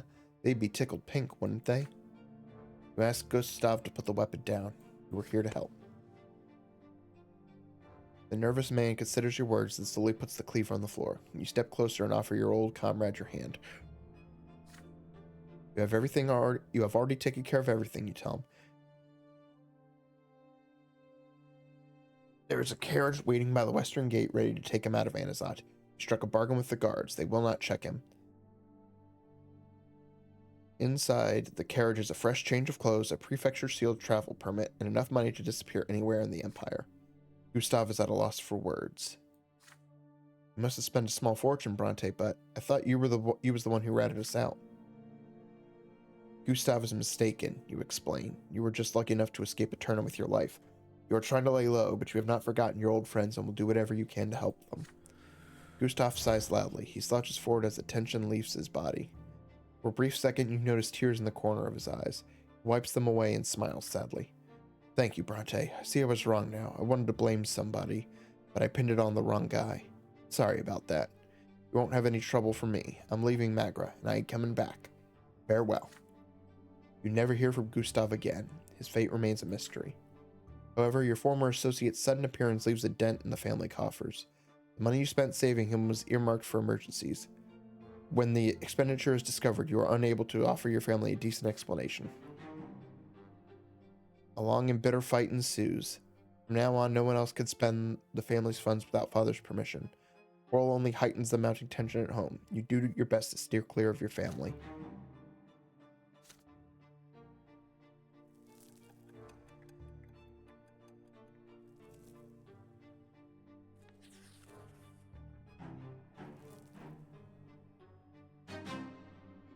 Powder keg. This event is a consequence of your previous actions. Unrest and stash of gunpowder. The air is chilly. The sun has set. You make your way toward the city walls, avoiding busy streets. There, by an old grain warehouse, you have an appointment with Sophia. She wanted to speak to you face to face. Is she afraid of being overheard? She is already there, leaning on the old wall and smoking her pipe. She greets you with a nod.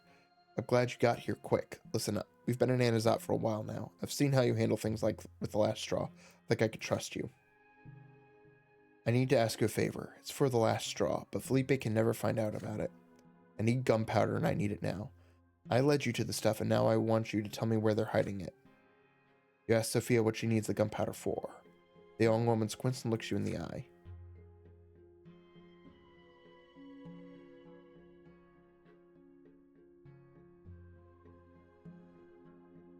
To get people riled up, to start the revolt. Don't expect any details. You know how it goes. The longer the chain, the easier it breaks. You'll find out soon enough. For now, the question is whether you trust me or not. Just give me the gunpowder and keep your trap shut. Think you can handle that?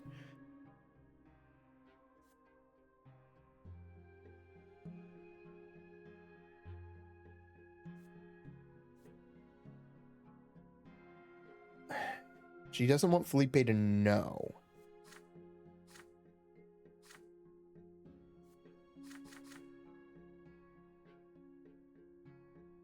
Then I think it's sincere. I have to go out on a limb here. Agree. You tell Sophia where the gunpowder is being kept. You draw a map on the ground with the tip of your boot. There's a small mountain ridge half an hour to the east of the south gate. There used to be a quarry there. You stash the gunpowder in one of the tunnels. Sophia studies your sketch intently, then wipes it away with her foot. Glad to see I was right about you. Thanks. When the time comes, I'll be able to help both of us. Once she has the gunpowder, Sophia wastes no time. The first blast detonates in front of the chancellery. The granite statue of Emperor Uther falls from its pedestal and shatters, strewing rubble across the square. Another blast. A wall of the Inquisition ward falls. Several champions of faith are killed. About a dozen apostates manage to escape at the chaos. A third blast. The bridge over the brine near Anizotte collapses. A caravan of Archduke Melanidas' tax collectors are lost in the turbulent waters. This is clearly just the beginning.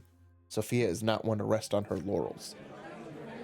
The overseer is livid. The prefecture raids manufacturers and mine owners, but cannot find a single superfluous gunpowder keg. The citizens are agitated. Rumors about the bombers run rampant. Some say they are criminals who escaped from the mines. Others are convinced that witches are behind the explosions. That's technically true. There is also a rumor that the explosions were set off by enemies of the Empire. That is also not kind of true, but kind of not. But everyone is equally horrified by the deadly, merciless force of gunpowder. It spares no one. All are equal before it. Nobles die in explosions just like commoners or clergymen. The fear that has paralyzed the people begins to erode. The commoners are now armed with a weapon capable of destroying an entire army. It does not take them long to come to grips with this. The last straw's ranks continue to swell. Those who had doubts are now free of them. The call for freedom resounds louder and louder on the streets of Anizotte. A few powder kegs were enough to shatter the illusion of the Empire's invincibility. Sophia's plan worked.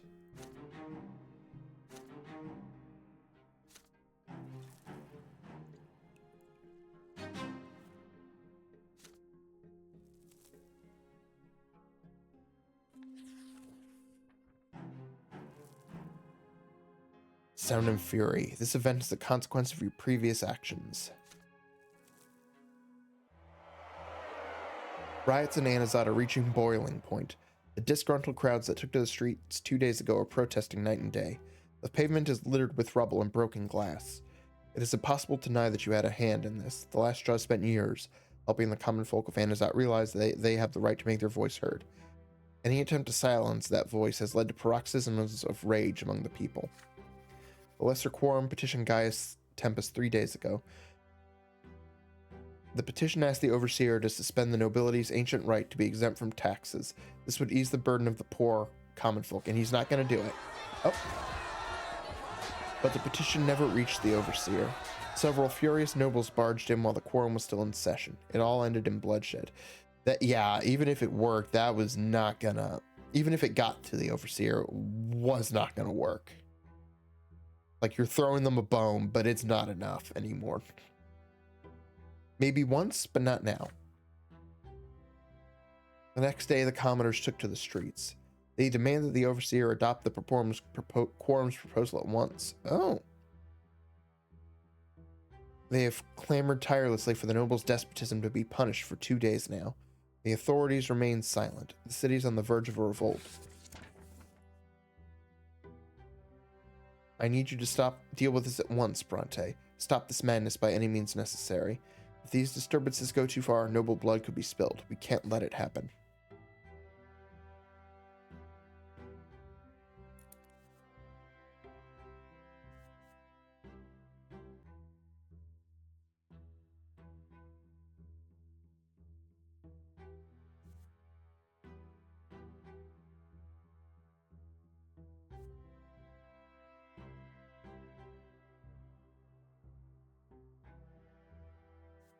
Take control of the disturbances.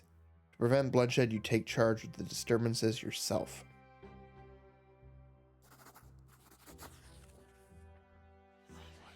The only way to avoid bloodshed is to take charge of the disturbances yourself.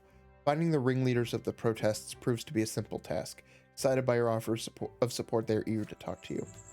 The meeting takes place at night. The dim candlelight casts shadows on their worn faces. You see an ancient-looking woman in a moth-eaten silk garment.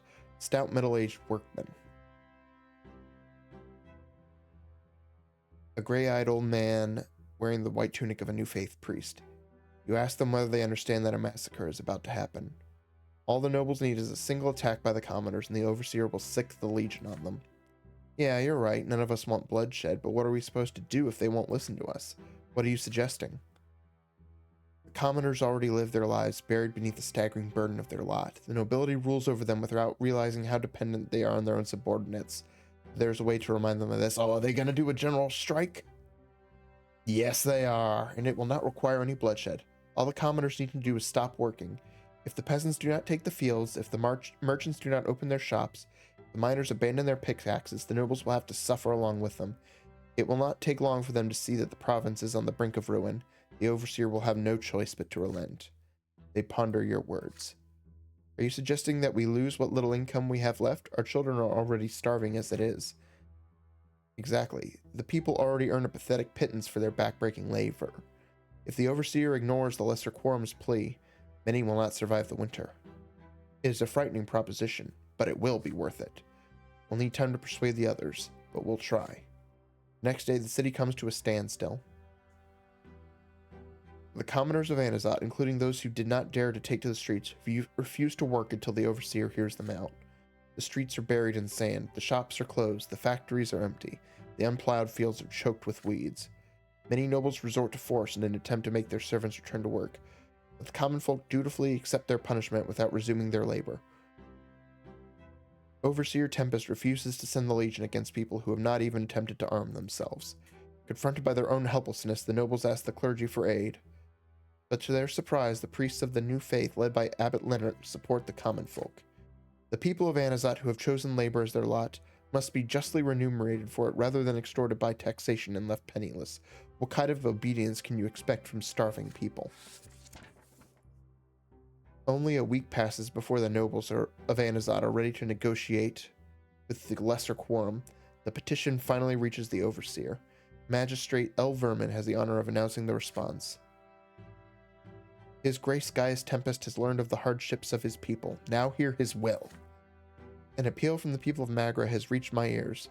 The misery of the lowborn is great indeed, and an honorable governor must support his subjects. I hereby command the nobles of Anizotte to pay taxes to the treasury of Magra for the next year. During that same year, the taxes of the lowly estate shall be halved. Just 1 year? Oh, he's trying to do as little as possible. You return home to find Father bent over his ledger. As a nobleman of the mantle, he will be one of the first to pay the new tax. This is the first real victory the people have ever achieved. It may not be a revolt, but it demonstrates that the citizens of Anizotte are ready to fight for their future. In your note to Felipe, you remark that you have avoided bloodshed, just as the advisor wanted.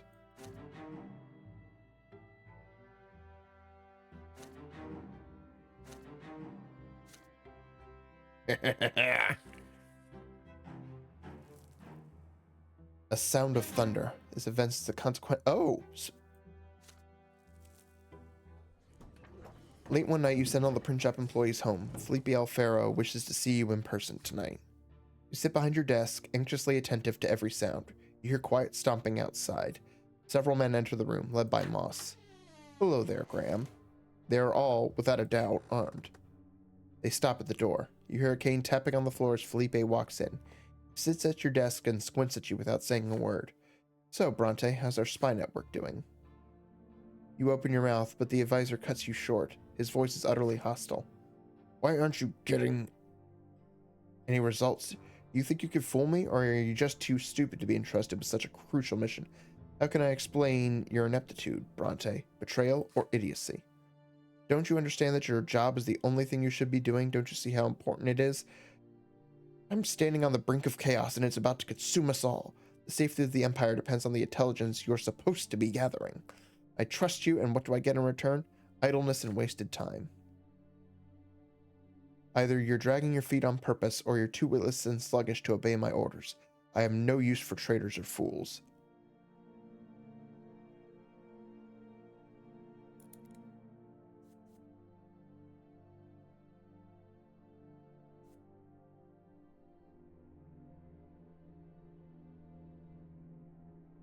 Damn it.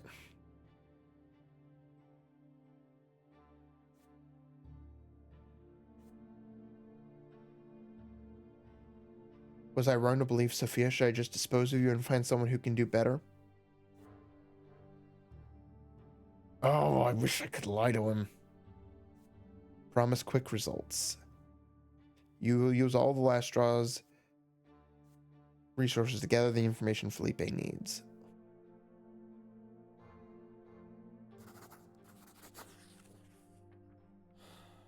You assure the advisor this will never happen again. You will use all the resources of the secret society to gather valuable information and recruit informants.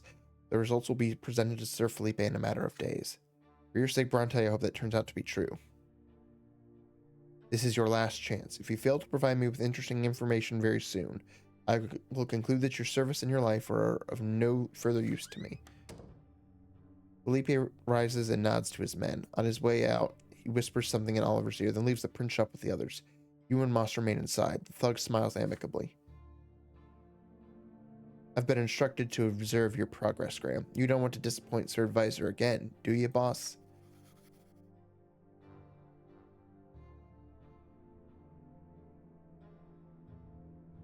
You spend the next few days and sleepless nights gathering information for Felipe. The only way to do this quickly is to sacrifice a part of the last straw. You were planning to use these people to keep tabs on unrest in the city, but now, unbeknownst to themselves, they have become new threats in your spy network. Before long, new reports land on the advisor's desk. Leaders of political salons, members of the Commoners Party and the Lesser Quorum, noblemen who are critical of the authorities, they all find themselves under Felipe Alfero's keen eye. Many of them are promptly arrested by the secret chancellery. Some are exiled, others are to be executed for plotting a rebellion. They are all friends, colleagues, or relatives of Last Straw members. Your society is consumed by desperation and panic. I didn't want to believe it, but there's no other explanation. There's a mole in the Last Straw. We need to find the traitor. You nod. Sooner or later, the mole will give himself away.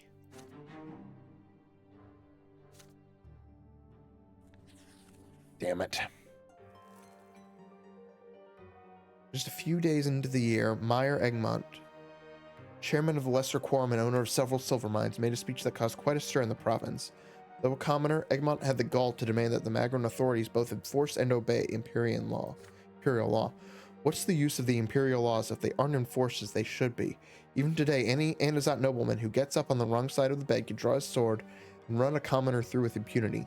These gentlemen may be our rulers, but does that mean they can defy the Emperor's will? Sir Elborn has been appointed to enforce the rule of law in Magra. How come the prefect doesn't see this? We commoners aren't trying to seize the noble lot and take over the province, but the rule of tradition is a thing of the past. This is the age of justice. We may not all be equal in its eyes, but even the nobles and clergy must obey the law.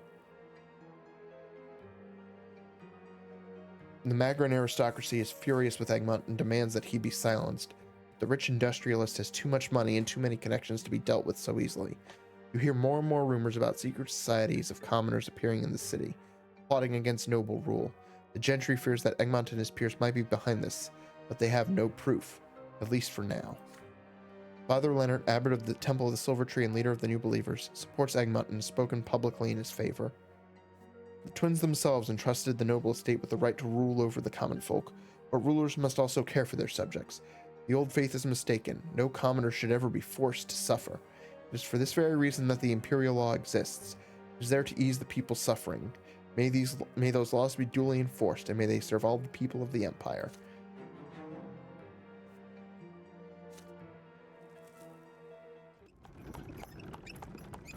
Your heart is pounding madly in your chest. You gasp desperately for air, paralyzed by fear. Two burly young men have just pulled a sack over your head and shoved you into a carriage.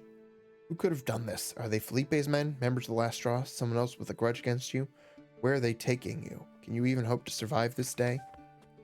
Carriage comes to a stop. They drag you out, get you on your feet, and force you to walk. March down long hallways in complete silence. Then, at last, they sit you in a chair. Get that thing off his head. I can't talk to him like that, can I? A hand wrenches the sack off your head. Light stabs you in the eyes as you gasp for air. Once your eyes adjust, you see a dining table covered in years of dust. This is a noble mansion, abandoned long ago. The paint is peeling and the glazed gilt trim is cracked and faded. The once magnificent furniture is covered in rust and cobwebs. In the midst of this withered splendor, you see a man who is known to all, the magistrate of Anizotte, Sir Remy L. Vermin. I suppose you caught your breath by now, eh, Brante? Let's have a little chat, shall we? First, the obvious. I know what you are, and I know who you work for.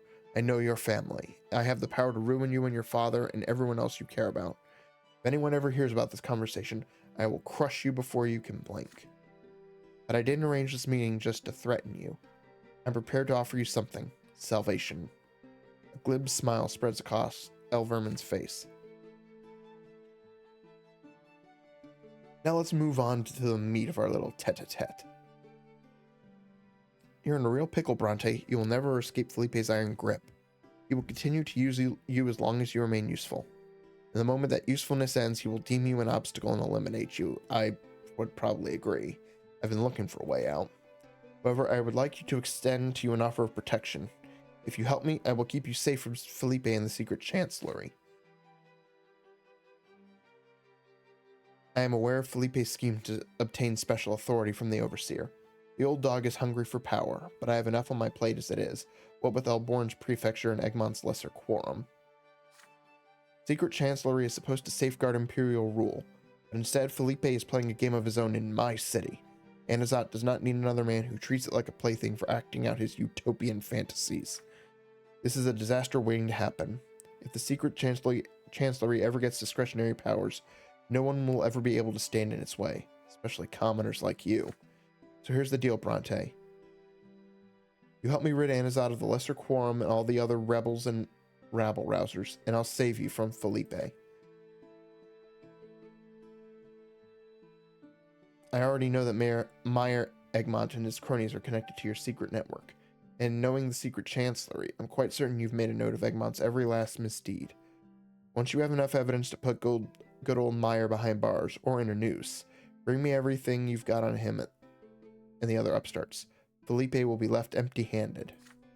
With Egmont out of the picture, I'll be free to disband the Lesser Quorum and rule the city in peace, and then I'll finally drive Felipe out of Anizotte. Which means that you will go free, I will rule as I should, and the city of Anizotte will return to normal. No blood will be shed, there will be no more plotting, no more need to pretend. What do you say to that, Brante?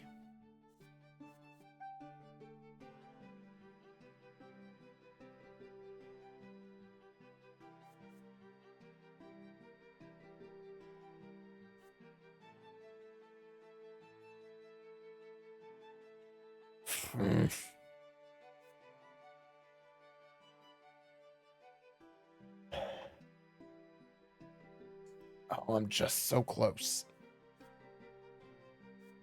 But I don't have any choice right now.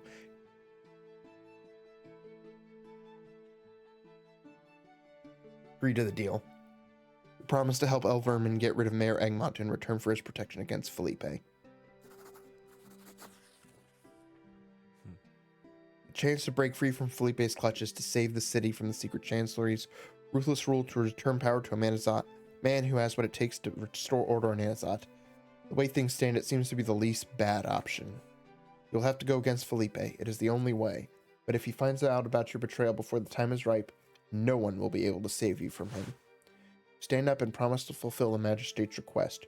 Our underground network will give Sir Elverman all the dirt he needs to bring down Egmont and Anizotte's other rabble-rousers. The Magistrate nods, pleased with your answer. A wise choice, Brante. My men will see you out, and don't forget the first part of our little chat. We never met. This never happened. You secretly sided with the Magistrate and promised him help in the struggle against his enemies. I hate betraying Egmont. But it's the best choice I can make right now, and the only one. Your home has been much more peaceful for the last year. The fights between Stefan and Gloria are not as fierce now, but how long will this last? Your job takes up all your time. You see your parents and siblings less and less often. Sometimes you don't even know what they are doing while you deal with a constant stream of duties. This morning you head out on urgent business. You take one step out of the gate and run into a uniformed gendarme. Graham Brante, your presence is requested at the prefecture dungeon. Taken aback, you ask what this is about. We have your brothers Stefan and Nathan Brante in a cell. They were arrested last night at the Steiner's Inn. They asked us to send for you. The cells in the prefecture dungeon are cold and damp. The guards lead you to the bars, and behind them you see Nathan huddled in the corner. Your younger brother is unshaven, more disheveled than usual, and reeking of wine and filth. Near the cell, you see Stefan grimly sitting in a chair. You guess that the gendarmes thought it best not to put him in the same cell as his lowborn brother. Upon seeing you, Nathan lets out a whimper and Stefan cracks a bitter smile. The sheath on your brother's belt is empty. There you are at last, Graham. Have a look at our younger brother. Yesterday he got drunk in the company of some dubious fellows. They are commoners, yet they dared to surrender to pleasure. They started a brawl, wrecked the inn, and harassed the waitresses. As soon as I heard, I rushed to save this drunkard from shame. Nathan cowers into the corner, horror-struck. I walked in and demanded that Nathan come with me, but his cronies wouldn't let him go. That's not true. You just grabbed me by the collar and dragged me after you. You nearly suffocated me. Shut your mouth, cur. So, brother, they seem to have some sort of sect. They all shouted defamations against the twin gods, and one of them grabbed me by the arm. I was forced to skewer this heretic with my sword. I hope a lesser death will teach him never to lay his filthy paws on a nobleman. He was just trying to talk to you, Stefan. Silence. Then the gendarmes barged in, and here we are. I have been accused of an unlawful murder. Apparently, the new laws allow killing a commoner only if he attacks first or wields a weapon. They say that in the event of an insult, I'm supposed to file a complaint with the prefecture. Now they're going to seize my sword for a whole year. What a shame. And it's all your fault, Nathan. Stefan gives the bars a furious kick. Nathan covers his face with his hands in despair. Grandbrother, you are our only hope. Get me my sword back and get us out of here, and fast. We have to bury this sordid affair as deep as we can before anyone finds out. Save our family from shame.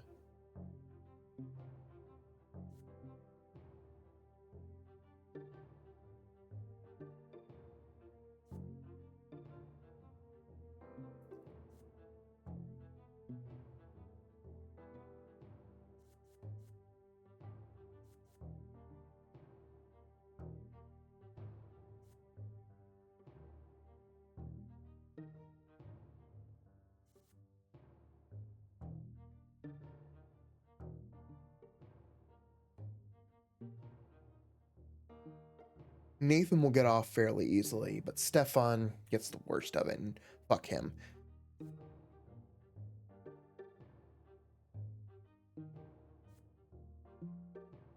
Refuse to help you, and I'll try to get your brothers out of trouble. You icily tell Stefan that he will have to bear the consequences of his actions himself, as befits a nobleman. You will not interfere. You think I'm pleading for myself, Graham? I could withstand any blow. That commoner's death wasn't my fault. All I'm concerned about is our family's reputation, but you don't seem to care about it at all.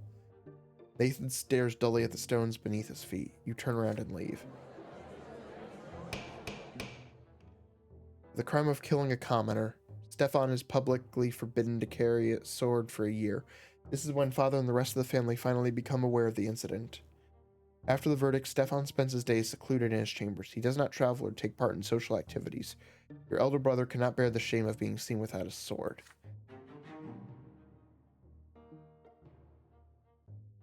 Nathan is sentenced to hard labor in order to pay for the damage to the city and suffer in accordance with his lot. When he comes home at dusk after a day of arduous toil, your younger brother does not speak with any of you and locks himself in his room. I'm sorry, Nathan.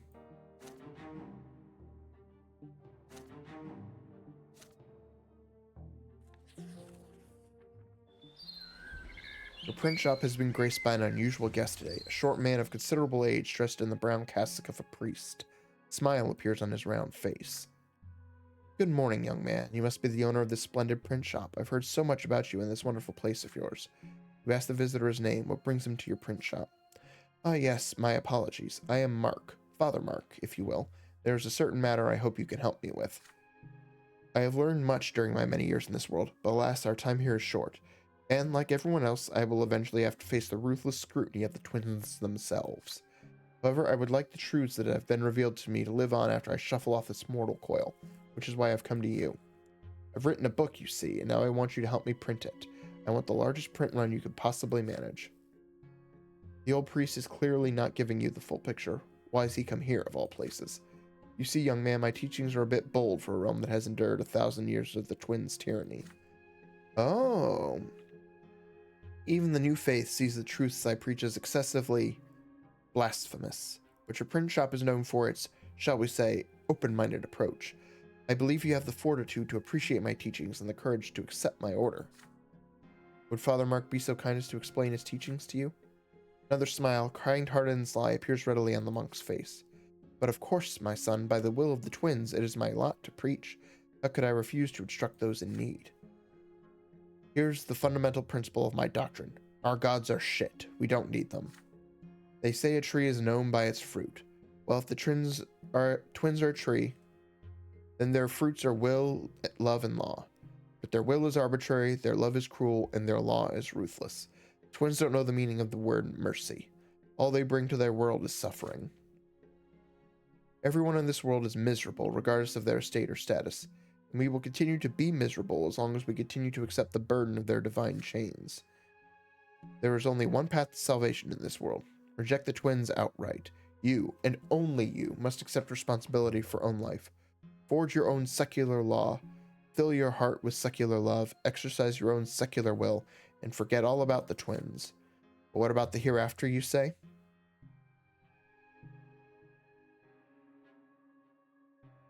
What about the final judgment, eternal torment at the foot of the pillar, and never-ending bliss at the peak? Everyone asks me about this, and here's what I tell them.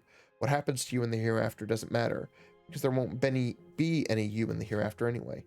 We will all be dissolved in the twins' own endless will. Out there, on the other side of true death, Father Mark will cease to exist, and so will you, young man. You will have no will, you will make no decisions, you will be incapable of action. In other words, your life will be over. Your existence ends with your true death. Whatever happens to you after that won't really be happening to you, so who cares?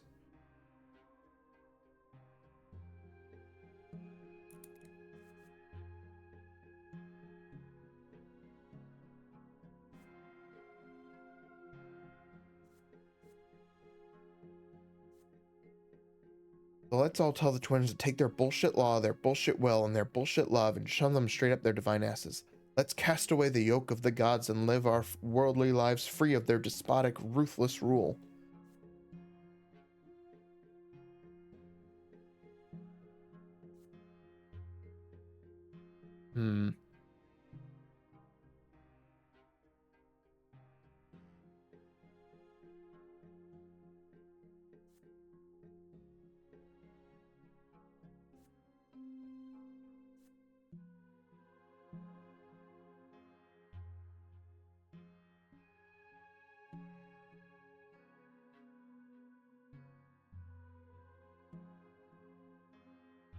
I've got to be in good with Felipe for now. Fourth encounter to Felipe.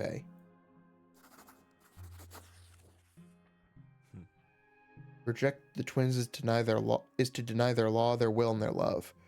To reject the twins is to deny that their empire is blessed and absolute. To reject the twins is to deny that the tempests are chosen by the gods themselves to rule. If teachings like Mark's begin to spread, there will be unrest the likes of which the province has not seen since the emergence of the new faith. Father Mark is inciting revolt. He is fomenting rebellion against the Tempests, the Empire, and the Twins. You accept Brother Mark's manuscript and promise to print the book as requested. Before the day ends, however, you send the manuscript to Felipe. He responds immediately. Father Mark is a heretic and a renegade. The Inquisition has been hunting this man for years. Thanks to your report, Father Mark has been arrested by the secret chancellery. He is no longer a threat to the Empire. He has many followers among the common people. I will send their names your way. Have a little chat with them. If they believe Father Mark, they should find your ideas quite appealing.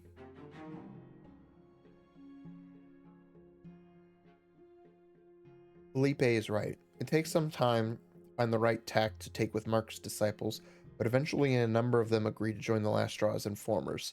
After all, the desire for revenge is so easy to exploit.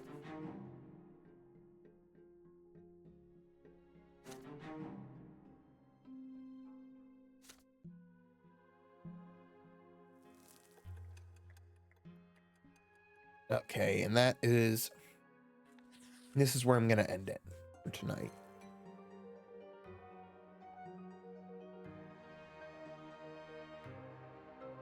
Year 1141, the Guns of Illyria. Magra has received alarming news from the neighboring province of Illyria.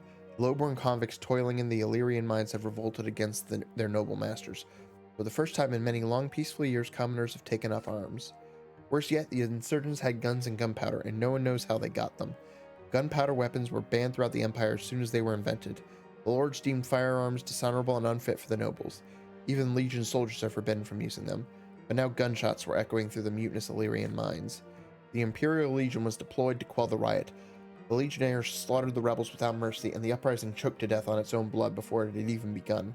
The south of Illyria is now a forest of gallows. Convicts' corpses were left swaying in the wind as a warning to any commoner who might dare to take up arms. Although the rebellion quickly succumbed to the Imperial military's onslaught, many Legion soldiers and officers were slain by the insurgents' firearms. Their steel armor was no match for bullets.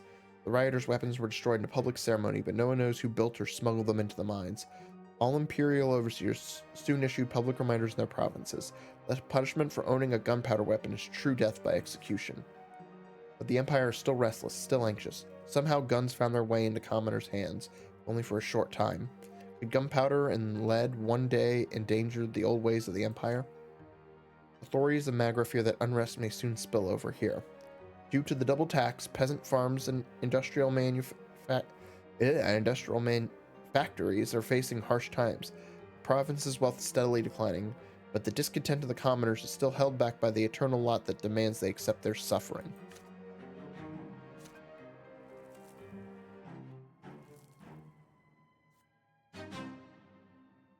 Chapter Peacetime ends soon. Examine possible chapter endings to check the way you are headed. To achieve the goal that you've chosen, you'll have to meet all of its conditions at the end of the chapter.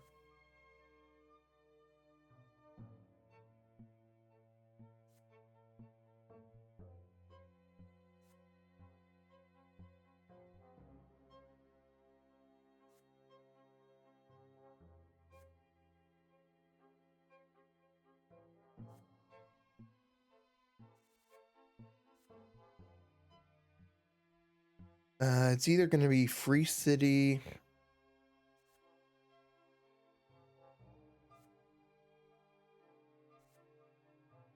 or the Last Straw's Riot.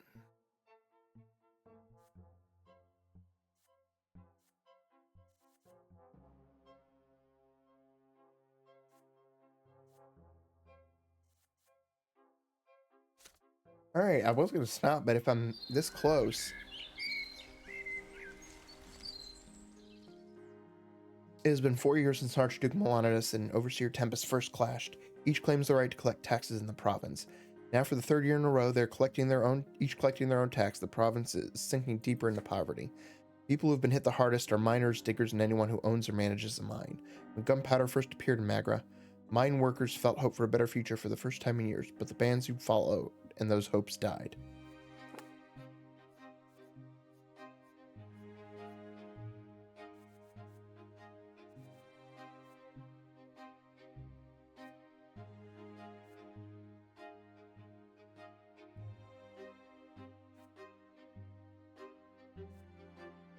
I think I want to go with...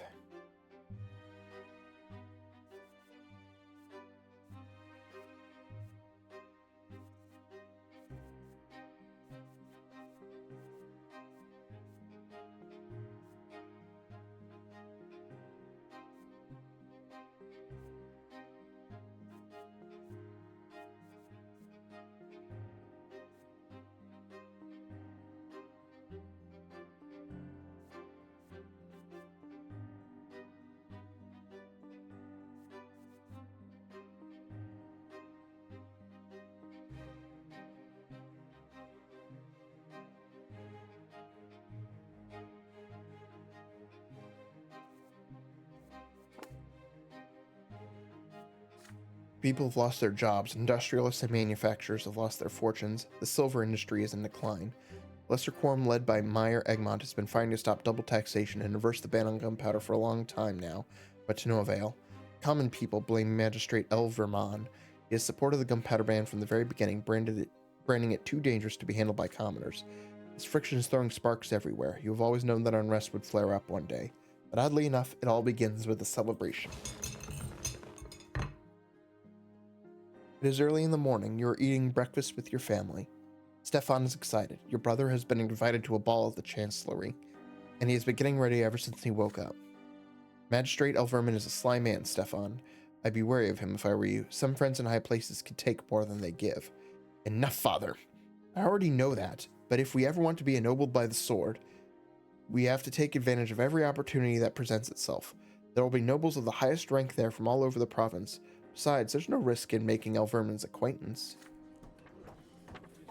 Their conversation continues. Bored, you excuse yourself and go to the print shop. An ordinary day of work is followed by an ordinary evening. You're about to close up shop for the night when Alita arrives unexpectedly. She brings a letter. Urgent report from Sophia. You glance through it hurriedly. The handwriting is not Sophia's. Felipe has taken a great risk by writing to you under a false name, which means that this news is too urgent for caution.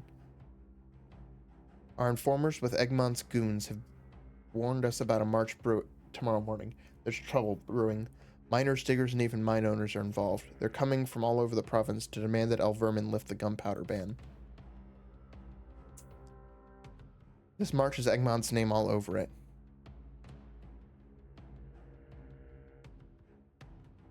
It's supposed to be peaceful, no bloodshed. Apparently the miners think Elverman won't have the guts to use force, so we'll have to listen to their demands.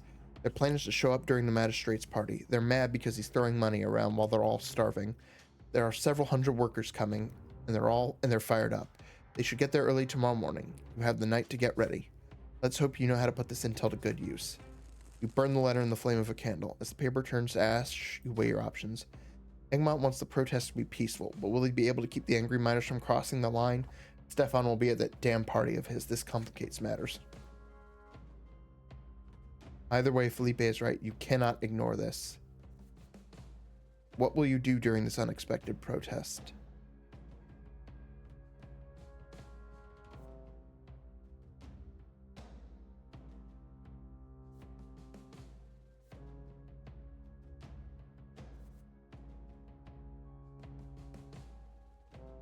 Oh, I'm fine with this.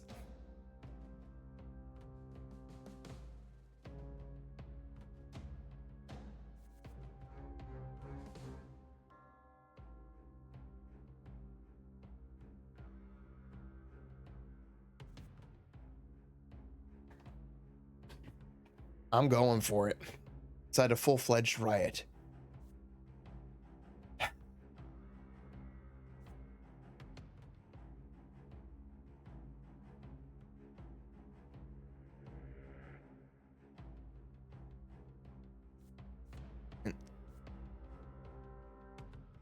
Inside a full-fledged riot. Using the last straw, you reveal the full extent of the miners' furious determination. Yeah, I'm doing it. I'm doing it. The nobles have never seen the common people as a force to be reckoned with.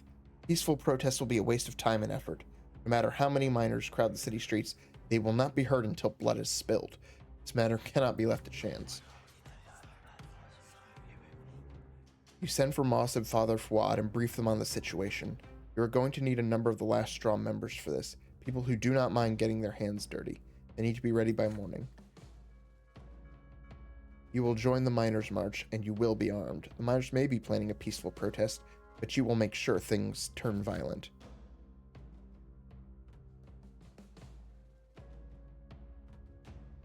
I'm gonna need some guys who know what's what. That means they won't be able to trail a few dozen bigwigs for a while. It's either or, Brante. I only got so many men. So be it, as long as they are all ready in time. Come morning, the miners march into the city, tools in hand. They are dressed in rags covered in soot and coal dust, hitting buckets with shovels and pickaxes with every step. The rhythm is as loud as it is chaotic. The miners are led by mine owners and industrialists, who are in turn led by Meyer Egmont himself. His voice can be heard above the incessant din of metal on metal. Give us back our gunpowder. Give us back our lives. If you want coal and silver, give us back our gunpowder. The entire procession repeats after him, hundreds of voices chanting in unison. The people of Anizotte echo their refrain from the windows. Occasionally, a gendarme finds himself in their path and scurries away. The procession is advancing towards the Chancellery building. Oliver's men join them at the north gate. They are murderers, thieves, debtors, men who will do anything for money. They look just like ordinary citizens in the crowd. As the procession enters the temple district, the white robes of New Faith priests join the gray mass of miners. Father Fouad has worked a small miracle indeed. The priest's voices join the commoners' chant. The thunderous ding grows louder still. The twins are on our side. Our cause is pleasing to them. Alita joins the procession as it nears the noble districts. The last draw's youngest members in tow. The miners grow bolder as they see more and more people supporting their cause. You hide in a back alley just around the corner from the chancellery, making sure your face is hidden. When the procession reaches you, you join its front ranks and let it carry you along. Your men and women are ready to spring into action as soon as you raise a red handkerchief above the throng. The march approaches the chancellery building. The ball is cut short. Unable to flee the celebration in time, most of the nobles are trapped, surrounded by the chanting miners. Stefan is somewhere among them. Caught by surprise, the magistrate barely manages to alert the city gendarmes. Their numbers are too small to disperse a mob this size, but the Anizotte Legion garrison will appear any minute now. This is no time to be careless. Sensing its strength, the mob continues to chant and bang on buckets without any fear of the gendarmes. Amid the metallic cacophony, Egmont's words repeat again and again. Bring us back our gunpowder. Bring us back our lives. You want coal and silver? Bring back our gunpowder. Egmont clambers up onto a makeshift podium. Workers of Magra, our so-called protectors, are having a feast today. Let them see you with their own eyes. Let them hear you with their own ears. You are the people who harvest the lifeblood of our province day and night in the darkness of the mines. You are the people hidden from the light of day. You are the people who earn riches for our masters. The chant is deafening. Pickaxes and shovels clang against metal. This is the moment of truth. Either Alverman concedes or there will be blood. To the magistrate's credit, he has the composure to face the people himself. The crowd goes quiet for him to speak. I understand your plight, but I will never accept such lawlessness in my city. Leave Anizotte immediately, before the gendarmes and the Legion force you out. The crowd murmurs in discontent, the people on the verge of a riot. The magistrate feels it too. He raises his hands, trying to say something else, but he is too late.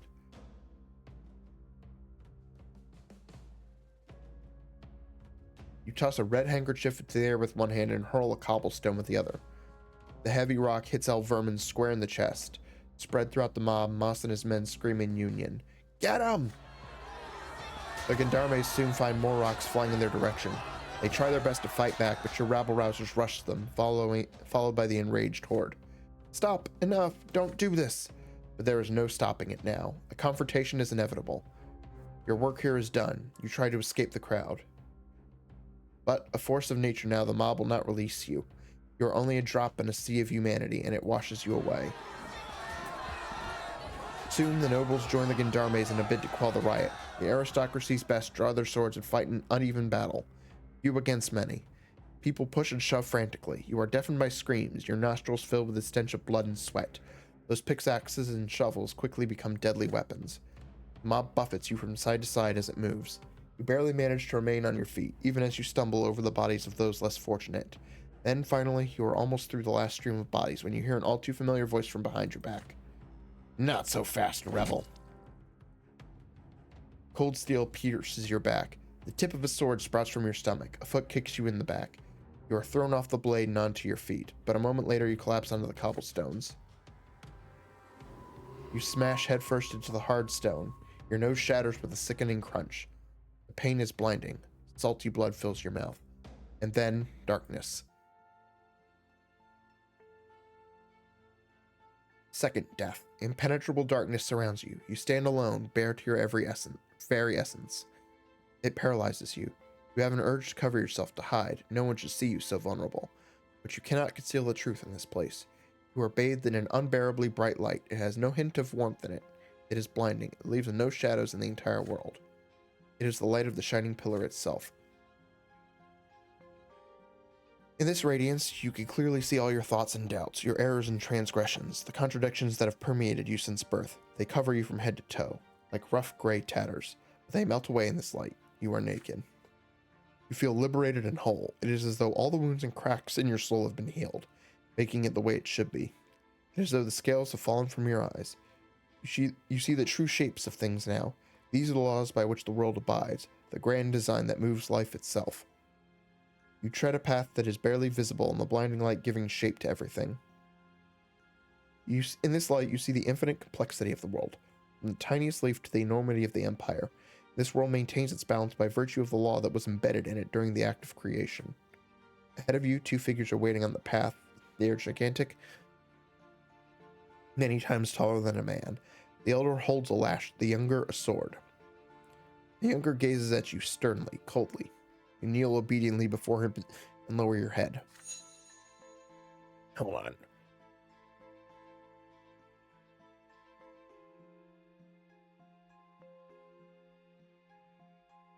The god raises his sword above you. This is divine retribution.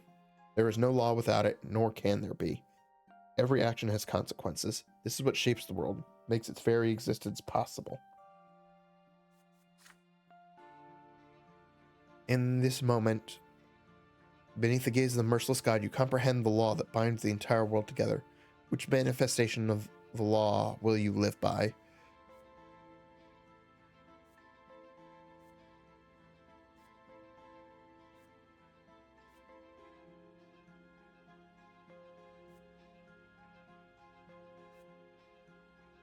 Pause. Your life's work shapes the world and thus you influence the great law itself. The blade flashes. The younger sword slashes through the air above your head. You do not yet deserve your final punishment. The law demands that you continue your life. Your form has not been completely destroyed, nor has that of the world. The younger extends his gigantic hand and shows you the way. You must proceed. The path leads you to the top of the crown of the silver tree, spread wide in the white gleam. The branches are close now. It is time to descend. You are drawn downward into darkness. The shadows that had disappeared in the blinding glow creep around you and envelop you. This is to be expected, but the purity and clarity of spirit are still with you. Something is forcing your throat open. Air. It scratches you on the inside. Your soul is filled with struggle again, with the contradictions from which the fabric of this world and you yourself are woven. The divine light that gave you clarity is fading away with each passing moment. You have to open your eyes. Above you is the dark ceiling of the crypt. You are reborn. You awaken. Your first breath is filled with pain. The crypt is silent. No one is there to meet you. With any luck, your family will never know that you died. Maybe this is for the best. The riot was an excellent dress rehearsal for the large-scale revolt Felipe will eventually order you to lead. You put your men to the test, and they acquitted themselves nicely. When the time comes, you will be ready. Do you really want that time to come?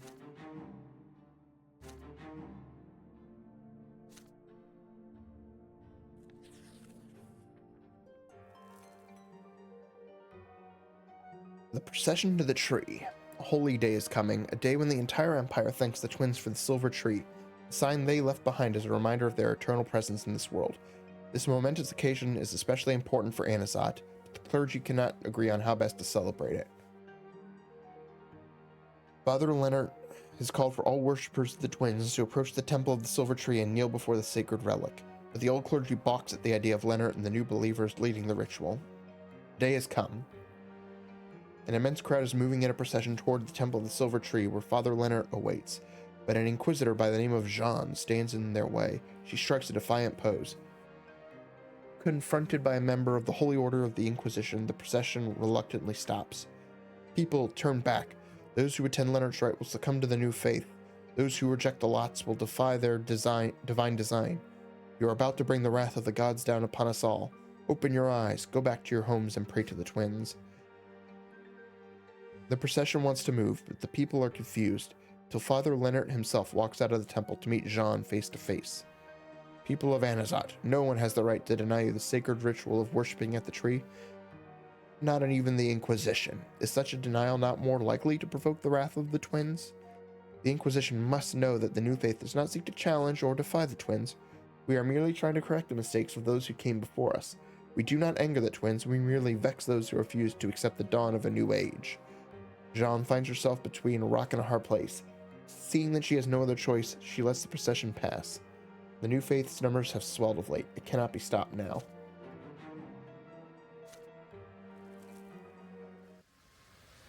Today is an important holiday. The entire empire is celebrating the festival of the Silver Tree, which commemorates the parting gift of the twin gods, the divine sapling they planted in our mortal world in the middle of Anizotte.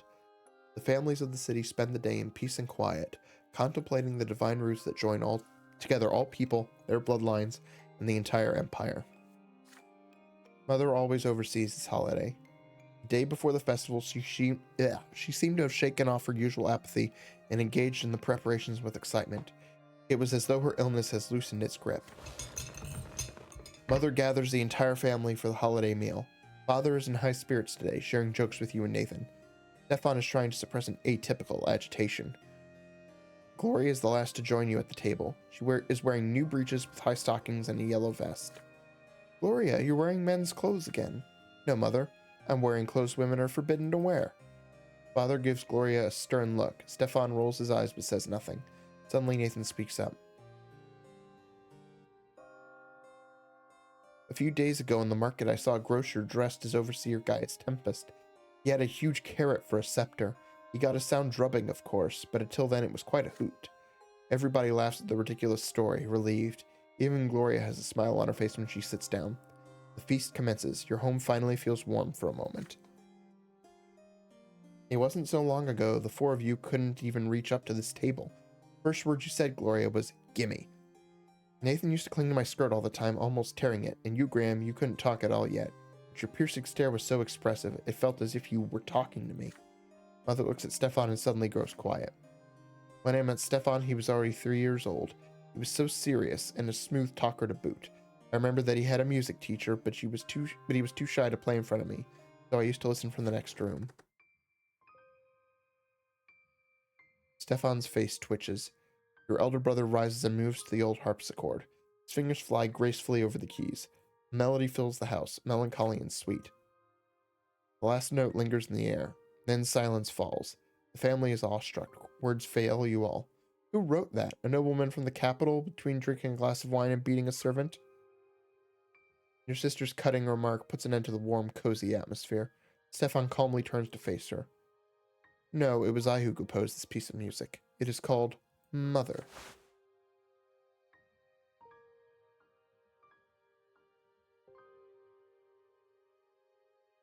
Mother rises to her feet. She would have needed help to do this just recently, but now she treads unassisted towards Stefan and draws him close. Stefan puts his arm around his stepmother's waist, then detaches himself awkwardly. May the twin gods bless you, Lydia. Gloria considers the scene with thinly veiled fury in her eyes. Of course, high-born nobles like Stefan are made for the arts. They're the only ones lucky enough to have a soul and experience inspiration. Unlike us, the low-born, we aren't supposed to feel anything but suffering, let alone express it in poetry.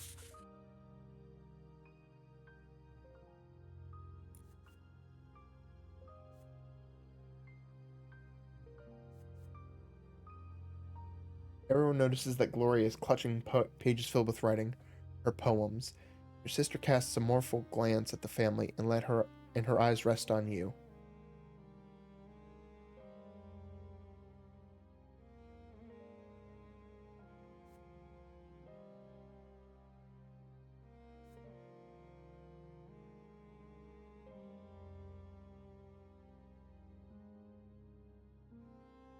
Yeah, Gloria needs to kind of recognize that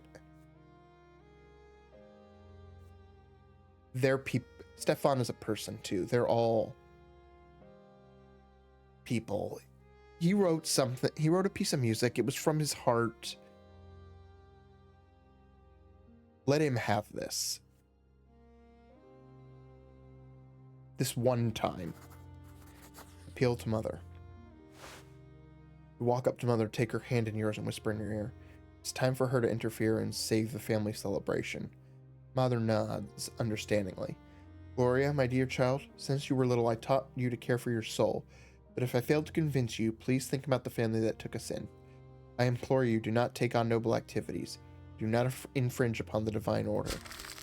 Gloria's face flushes red with fury. She clasps the pages to her chest. That's right, Mother, since I was little. Do you think I'm not reminded of it with every breath I take? All the things I'm forbidden to do because I'm lowborn? My dear girl, listen to me.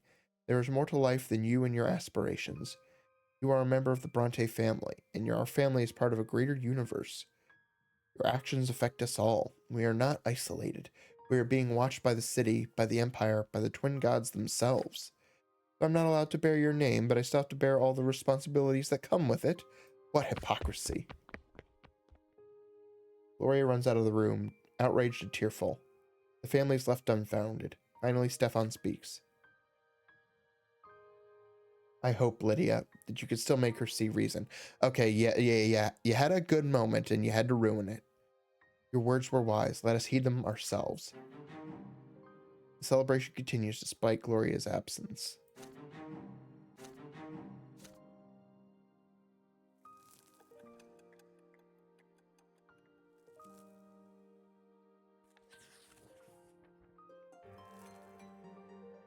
Year 1142, the Emperor's heirs in danger.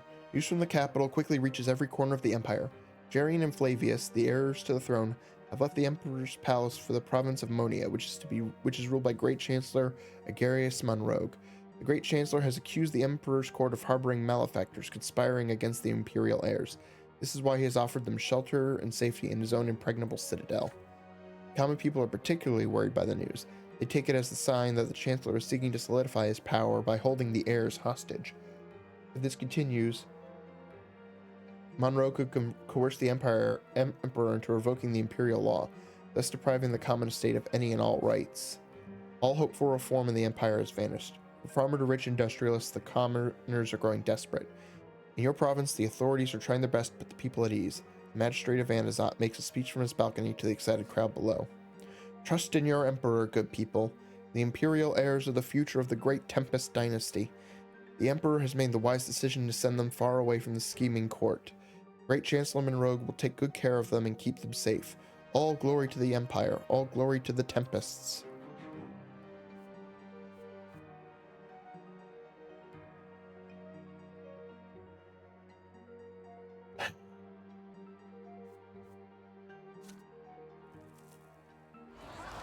Commoners are still flocking to Anizotte. Refugees from villages that have been squeezed dry, miners who have lost their jobs, craftsmen who have lost their last coin. They all come to the city in search of shelter, safety, and justice. Makeshift shacks litter the outskirts of the city, steadily growing into shanty towns.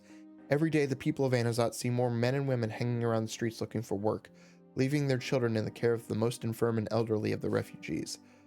Of all the powerful people in the city, Meyer Egmont is the only one who considers this a problem.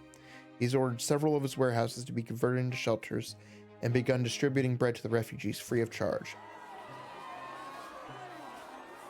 You and Sophia are sitting on the roof of an apartment building watching people huddle around a wagon. The bread line stretched to the small square between the buildings yesterday, but today it disappears down the back streets with no end in sight. Look at those poor bastards. They've been betrayed by their own masters. The nobles robbed them blind, razed their villages, and left them to die. Backbreaking labor, endless suffering, dying in the gutter. That's all they've ever given them. Would any of them blasted nobles even move a finger to help the refugees? Not on your life. Meyer Egmont's the only one who cares. He's their only chance for survival. Say, Brante, I hear Augustin Elborn and Meyer Egmont have both been invited to your house for dinner. That true? How does Sophia know about this? Father asked you to keep it a secret. What difference does it make? You should have told me. You have any idea what this dinner means? It's a sit-down, Brante. They could be deciding the fate of our city, the fate of the last straw, the fate of our rebellion. You've got to get me invited to that dinner.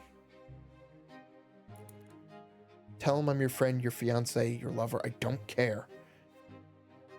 Just find some excuse for me to be there, okay?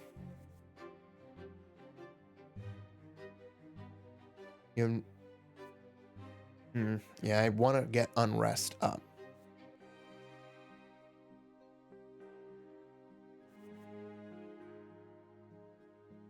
Invite Sophia to the dinner.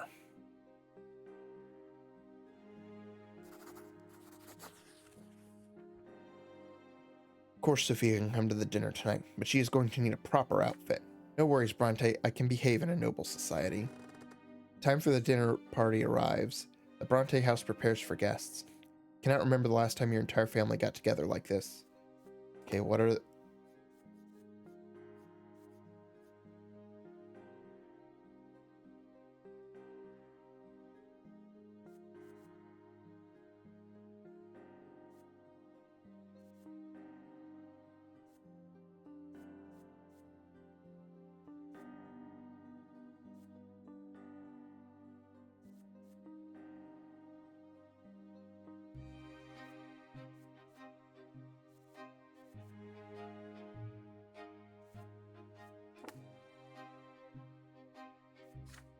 Father is unusually focused and serious today.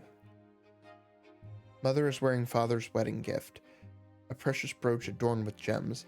To her, it is a small act of defiance. Commoners may not indulge in luxury, but today is a special day indeed, and she has found the courage to dare this small transgression. Stefan is more carefree and high-spirited than usual. He always enjoys his uncle's visits. Nathan is as quiet, furtive, and inconspicuous as ever. Gloria, however, only smiles to herself. Sophia is sitting at the table to your left. The family casts curious glances at her from time to time. It feels so strange to see her here at home, together with your family. Mother is the first to acknowledge her presence. Sophia, Graham told us he was inviting someone important to him, but he never mentioned that this someone was a charming young lady. Pray tell, how did you and my son meet? Oh, it was a long time ago. We've known each other ever since we were little. We used to play in the neighbors' yards together. And then Graham helped me to get out of Anizotte and go to the capital. He was a real hero, you know. You see dubious recognition in your family's eyes. My brother mentioned meeting an old friend in the capital. So that was you? Why, yes. Our paths crossed again in Eterna. What a wonderful city. I have such fond memories of the years I spent there. I was so lucky to have Graham by my side. He helped me a lot.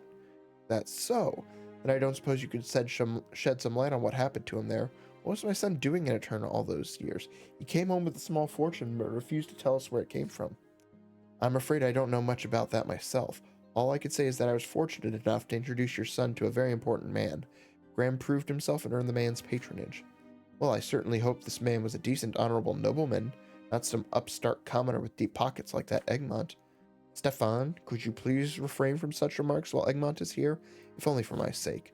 Worry not, father. I would never embarrass you in front of Sir Elborn. I assure you, Sir Stefan, your brother's benefactor is one of the most respectable noblemen I've ever met. I'm sure the two of you would have a lot in common if you ever happened to meet. That's not a compliment. You watch in awe as Sophia charms your family with polite small talk, effortlessly picking the right words for everyone at the table. Her presence is so enchanting that your family enjoys a moment of peace and harmony for the first time in ages. The servants soon announce the guest's arrival. Baron Augustin Elborn and Meyer Egmont greet the master and mistress of the house one after another and take their seats at the dinner table. After the traditional exchange of pleasantries, you enjoy an exquisite dinner followed by wine. There would ordinarily be dessert for Father and Stefan, but today the noblemen make do with wine. Elborn and Egmont finally begin to discuss the droves of commoners seeking refuge in the city. I must confess, Egmont, I don't understand your motivation here. Are you moved by an honest desire to help people, or the expectation of some inscrutable profit? Regardless, you have to put an end to this before it's too late. The food and shelter you offer them only serves to attract more and more refugees to Anizotte. And when they finally fill the streets, what are you going to do then? What am I going to do then? The Archduke, the Overseer, what are they going to do? Have you even considered this? Please understand me. I harbor no ill will toward these people, but Gaius Tempest is concerned that they will eventually start causing trouble. Archduke Melanidas is looking for any excuse to march his punitive battalions into the city. Meyer, is that really what you want? With all due respect, Sir Prefect, I cannot do what you ask. These people have nowhere else to go. No one else will help them. Here in Anizotte, at least I can offer them food and shelter. Are you really asking me to let them starve to death? Do not deceive yourself, Augustin. I was one of those who welcomed the new overseer at first. Just like all the rest, I hoped the common estate would get a little more breathing room under his rule. But what did Gaius Tempest do? He started this power struggle with the Archduke. He made the double tax possible. He signed the ban on gunpowder. A ban on gunpowder in Amagra, of all places, a province that lives off of the silver ore we mine. Which is why, Sir Elborn, I do not trust the Archnians or the nobility anymore. No, sir, I will not rely on their generosity. The only way I can accomplish anything in this world is by myself, by the sweat of my brow, by sticking my neck out for others. Augustin, you are the only noble in the imperial government I could still trust. You are known throughout the city as the protector of the lowly estate. So protect the lowly estate. Offer protection to the refugees. Convince the overseer to let them stay here. Let me save their lives. I'm very sorry, Egmont, but that is impossible. Gaius Tempest has made it very clear that if I cannot resolve this situation, he will bring the Legion into the city and deal with it himself. It pains me to say this, but those people will be better off leaving the city, or maybe even Magra. You must realize this. They should go to Illyria or some other place and start new lives. The only thing waiting for them here in Anizotte is death. There's nothing I can do to help them. You glance at Sophia warily. Her brows are furrowed and her hands are balled into fists. She interrupts Elborn without warning. Enough! Everyone turns to her in surprise. Did a low-born woman just have the audacity to raise her voice while important men were talking? That's enough. You are Baron Augustin Elborn, the prefect of Magra, the protector of the common folk, the last hope for people like me. You're all we've got. Mayor Egmont is right. The Arknians don't care about us at all. As far as the Milanoduses and the Tempests are concerned, we don't even exist. Every commoner in the city knows there's only one noble in Anizotte who actually cares, and that's you, Sir Elborn. Not the Overseer, not the Archduke, not the Magistrate, not the Patriarch, none of them. You're the only man who could change things in the city. If not you, then who? If not now, then when? The Overseer needs your support. He trusts you. He'll listen to you. You don't have to blindly follow his every order. You're free to make up your own mind and speak to him on behalf of the people. I'm begging you, please don't betray us. Don't betray all the trust we've placed in you. Help Meyer save these people. The amber candlelight glimmers and sparkles, reflected in Sophia's blue eyes. My apologies, ma'am. You have not been introduced. Sophia, a commoner. A lengthy silence hangs over the room. No one knows what to do. Everyone holds their breath, waiting for Augustin Elborn to react. Thank you, Sophia. Your words... You ought to thank this young lady, Meyer. You have my support. You will have my support. The refugees may stay. Do your best to give them decent shelter and food, and see if there's any work they can do. I'll see if I can convince the Archduke that they pose no threat, and I'll take steps to keep the streets safe. The guests thank their host for their hospitality, then leave one after another. We walk Sophia to a carriage. That was some night, eh, Brante? You've got an interesting family. Too bad I'll probably never have a reason to get to know them better.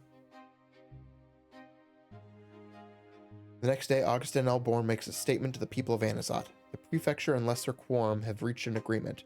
Refugees arriving in the city will be offered temporary shelter and provisions. No announcements from the Overseer are forthcoming. Yes, I want that positive. I don't like that, but...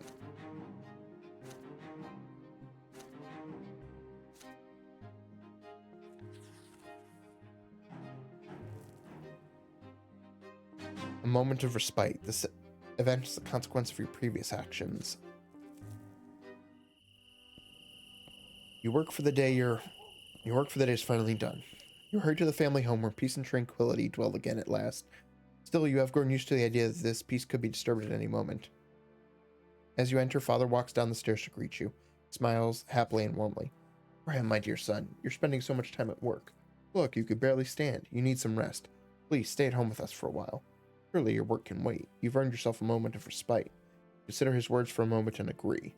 Overjoyed, Father takes your hand and leads you into the sitting room.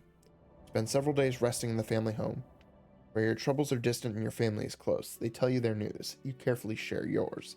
Spend the evenings together on the porch, just like in the good old days, listening to Father's stories of your family's history, sharing laughter over memories of childhood. It is late now. Cicadas buzz quietly in the garden. The windows of the bedrooms glow with a warm light. You recline on a wicker chair with a glass of good wine. There is no place like home.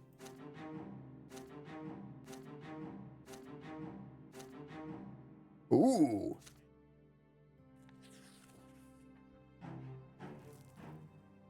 The illegitimate girl.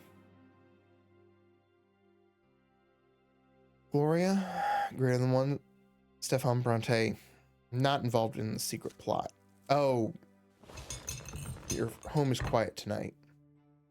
Father's away arbitrating disputes in Magran villages. Stefan is visiting one of his high-placed patrons. After dinner spent in silence, everyone retreats to their chambers. You're about to retire for the night when Gloria calls out to you. Graham, wait a minute. I have an important favor to ask you. Your sister leads you to her longtime refuge, the library. Here in the shadows between the bookcases, you will not be overheard. Brother, I wish to speak with you before Stefan returns. His scheming is becoming unbearable. It's beyond Sir Robert's power to stop him, let it alone Mother or Nathan. You're my only hope. You shrug. All families argue from time to time, but every quarrel has to end sooner or later. Yes, it will end, when Stefan finally gets rid of me. As far as he's concerned, I'm just a stumbling block and a stain on his father's good name. He lets me stay in the house only to avoid causing a scandal in high society.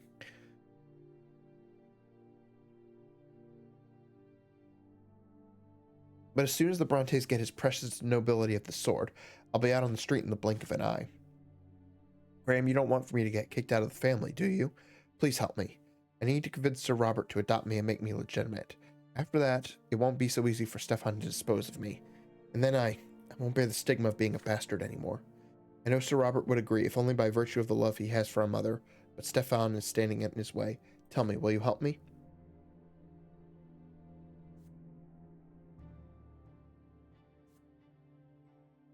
An illegitimate child who has never known her father, a stranger in the family, Gloria looks at you with hopeful, pleading eyes. You promise your sister that you will side with her. Of course. You give Gloria a firm embrace. Ever since you were children, she has always been by your side. The two of you may have different fathers, but she is your sister, and she must remain a member of this family. It is your duty to come to her aid. You will make sure Gloria becomes a Brante. Gloria lets out a sigh of relief and hugs you back. Makes me so happy to know you're on my side. You wait for Stefan to come home. Your brother returns from his visit mirthful and in high spirits. This is the perfect moment to have a talk. That went splendidly, brother. Magistrate Elverman himself will support us. I'm on the friendly footing with his son now. It won't be long before we become nobles of the sword. But why are you still up? You raise the matter of your sister. The feud between Stefan and Gloria must end. Your brother seems to be unaware of how much damage it is inflicting on the family, but you know how to remedy it. The reason for everything is Gloria's lowly station. She should bear the Bronte name. Your brother assumes a boar mien. Don't waste your time, brother. I know what Gloria is after. You mentioned damage to the family. Can you even fathom what this would mean for the Bronte name? By allowing an illegitimate child into his family, our father would cover us all with an indelible shame. Several generations of Brontes to come would not even dare to dream of becoming nobles of the sword. By the twin gods, I will not let that happen. You attempt to point out to Stefan that Gloria's desperate situation is leading her to more and more audacious escapades. If your sister becomes a member of this family, she'll stop. Believe me, Graham, I want to see Gloria at peace as much as you do, but not at the cost of our entire family's future. Absolutely not. I have a different idea for Gloria, and I'm sure this solution will satisfy everyone involved. Good night. Oh, this isn't going to end well. You let your sister know of Stefan's vehement denial. Gloria is so vexed she is shaking. Rose. So he wouldn't even hear us out? Is that it? He's willing to do anything just to drive me out, isn't he? Graham, we need to think of something. Gloria will continue her battle for the right to stay with the family, and you have promised to help her.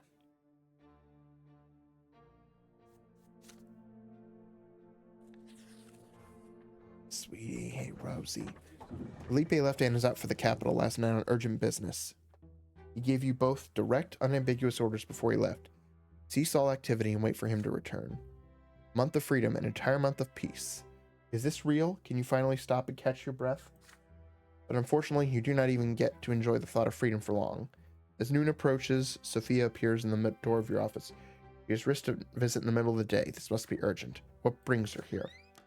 Dorius Otten. Ring a bell? You know, the High Commander of Magra, an Artnian, my former master, rapist, murderer, all-around piece of shit. I've been keeping tabs on him ever since I got back to Anizotte. Here's where it gets interesting, Brante. Turns out Felipe Alfaro isn't the only guy trying to take advantage of the chaos to make a grab for power. Rose. Sweetie. There's a noble revolt brewing way up in the upper echelons. Melanidus' followers are itching to rebel against Overseer Tempest, and Dorius Otten is one of the heavies. You see where I'm going with this? All Gaius Tempest's authority comes from the Imperial Legion's swords, and the guy in charge of them all, the High Commander of the province, that's Otten. And he can't wait to betray the Overseer and hand all that power over to the Archduke. If this revolt goes through, everything we've worked for will go up in smoke. We can't let that happen. We need to expose Otten as the traitor he is and give Gaius Tempest all the proof. What about Felipe? What does he have to say about this? We don't even know where Felipe is right now. He's incommunicado. We'll have to go against his orders and act on our own. We've got no time to waste either. They could spring into action at the drop of a hat. Sophia's voice is trembling. You are not used to hearing her like this. You ask her why she is so eager to take Otten down. Is she out for revenge? I'm more worried about the last straw's future than revenge. But I'm going to level with you. If I had my way, I'd love nothing more than to strangle Otten with my bare hands. Sicking the overseer on him is the next best thing. As usual, Sophia sounds level-headed and makes a solid point, but you cannot help but feel she is still hiding something. Should you defy Felipe's orders and aid her? Is it a good idea to get involved in the struggle between the province's two most powerful Arachnians?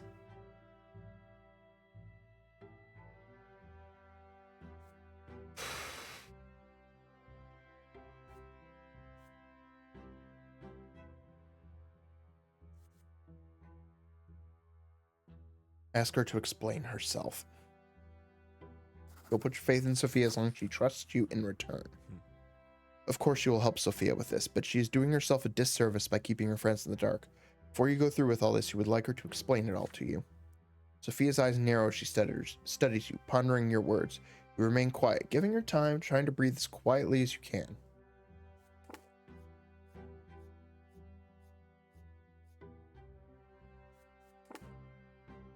Over a minute passes before Sophia speaks again. Okay, Graham, I trust you, so I'll level with you. But if you betray that trust, it'll just about kill me, okay? I'm tired. I've been a pawn all my life, and Arachnian's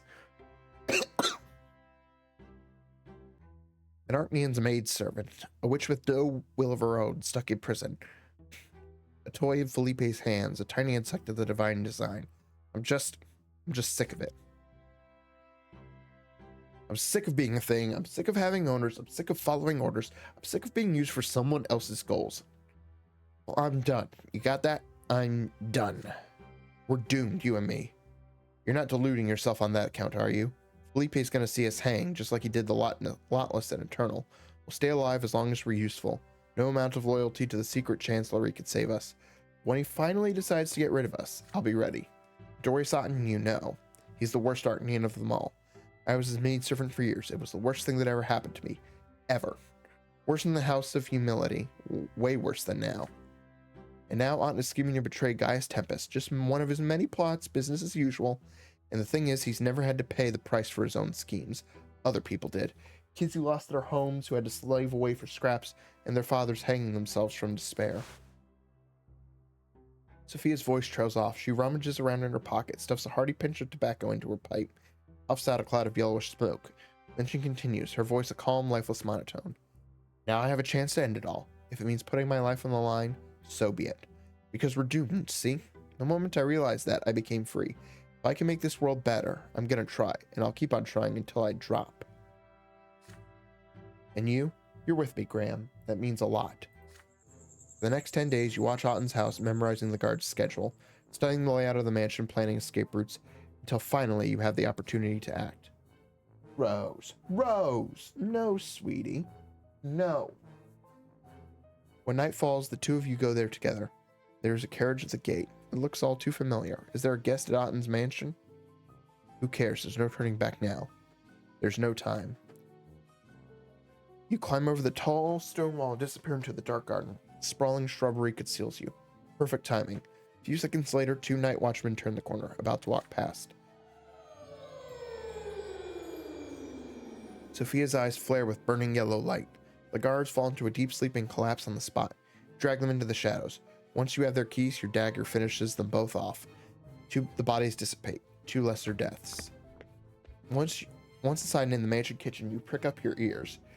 You hear footsteps and the muffled voices of Otten and his late-night guest. They are too far away for you to recognize a single word, but their voices are coming from the sitting room. This is promising. You need to make your way to Otten's study on the second floor. You sneak to the stairs, shrouded in total darkness. The voices are clearer now.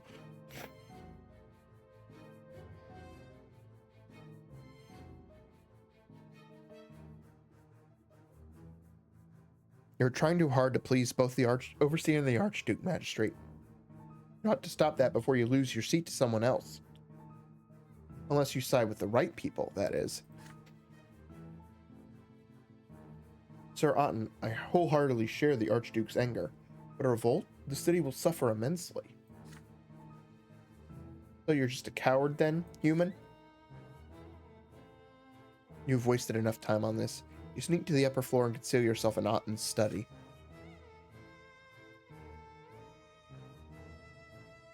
So it's all true. Otten's in this thing up to his eyeballs.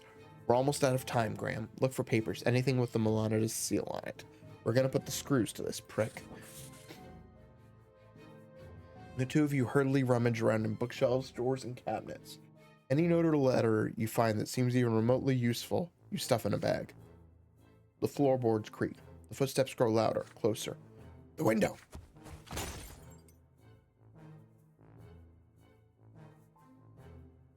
Glass shatters. Sophia jumps through the window frame.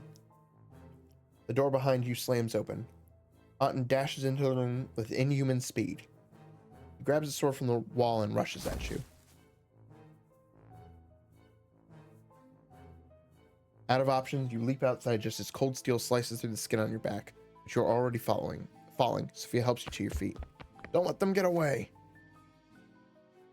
But the High Commander's order is futile. No one knows the streets and alleyways of Anizotte better than you and Sophia. Several hours later, you finally reach the door of the print shop. Take your shirt off. I need to wash that wound of yours. You got lucky. Real lucky. He almost had you. What now? What will she do next? Oh, I'll send the overseer a little gift. I'm sure you and I will hear about Otten real soon. 3 days later, the papers find their way to Gaius Tempest. He issues an order to relieve Otten of his duties as the High Commander of Magra. Soon after that, the disgraced Archnean departs for Castle Serpenverda, the citadel of his master, Archduke Melanidas. That fateful night has left you with a treasure trove of dangerous information, enough to tarnish the reputations of many of the nobles complicit in the plot. You wisely keep the intelligence to yourself for now. It just might come in handy one day.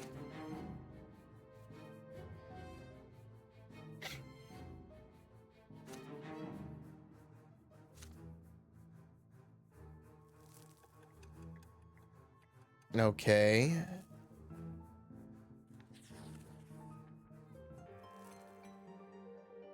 Rumors are running wild in Anizotte.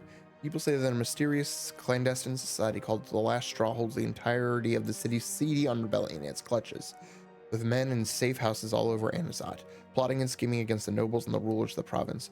Their leader is a woman, a ruthless criminal by the name of Sophia. He has evaded all attempts at capture. The common people both fear the Last Straw and sympathize with their cause. If the rumors are true, the city finally has someone who will stop at nothing to help the people claim their rights. But who would support this secret organization? And how did the insurgents manage to survive this long?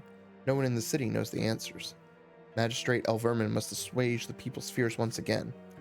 The vile mutineers and heretics who call themselves the Last Straw will be caught and executed very soon, and anyone who has given them money and shelter will meet the same fate. The secret chancellery will make sure of that. But even facing a manhunt, the Last Straw still endures. Slowly but surely, the influence of this underground organization is spreading throughout the city.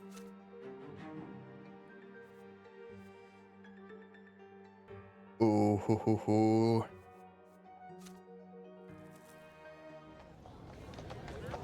A hard goodbye. Night falls upon the city, shrouding it in darkness and dotting the sky with stars. The din of the streets dies down slowly. Soon the heavy footfalls of gendarme patrols is the only sound. You're at the print shop, tying up the day's loose ends. Then a sudden knock at the door. Sophia walks in without a word, holding a half-empty bag. She heads to the room containing the shop's records. Somewhere in there, under piles of paperwork, is a crate with her things in it. Sophia pushes the papers aside and starts shoving her things into the bag. She barely looks at what she is doing. What is going on? She freezes as though noticing you for the first time. Then she pulls up a chair, sits down and lights her pipe. I was with Felipe just now. I'm leaving. For a long time. Could be a whole year. Gotta recruit pissed off people for the Last Straw from all over Magra. He thinks we've already found everybody here in Anizotte. Is she going alone? Sophia nods, exhaling smoke. Yep. Felipe's orders. Says it's safer that way. He needs you here. Her eyes are trained on you. You notice yellow light glimmering deep within them. Even without the underground movement, Sophia is just as dangerous on her own. And Felipe actually thinks she was going to recruit hundreds more people to die for his scheme. Sophia puffs out ring after ring. They slowly dissolve in the air, filling the room with acrid smoke. There is no hiding from her light blue eyes. A gentle smile plays on her lips.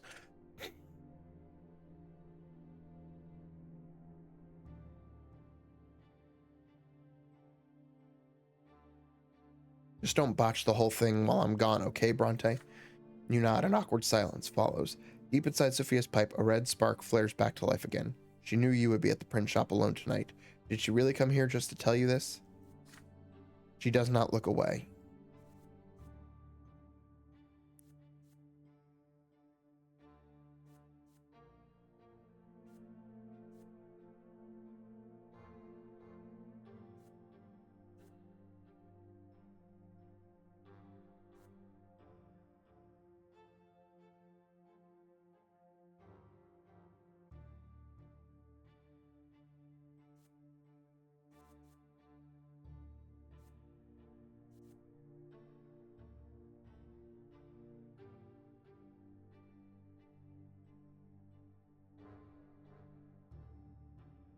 Yeah.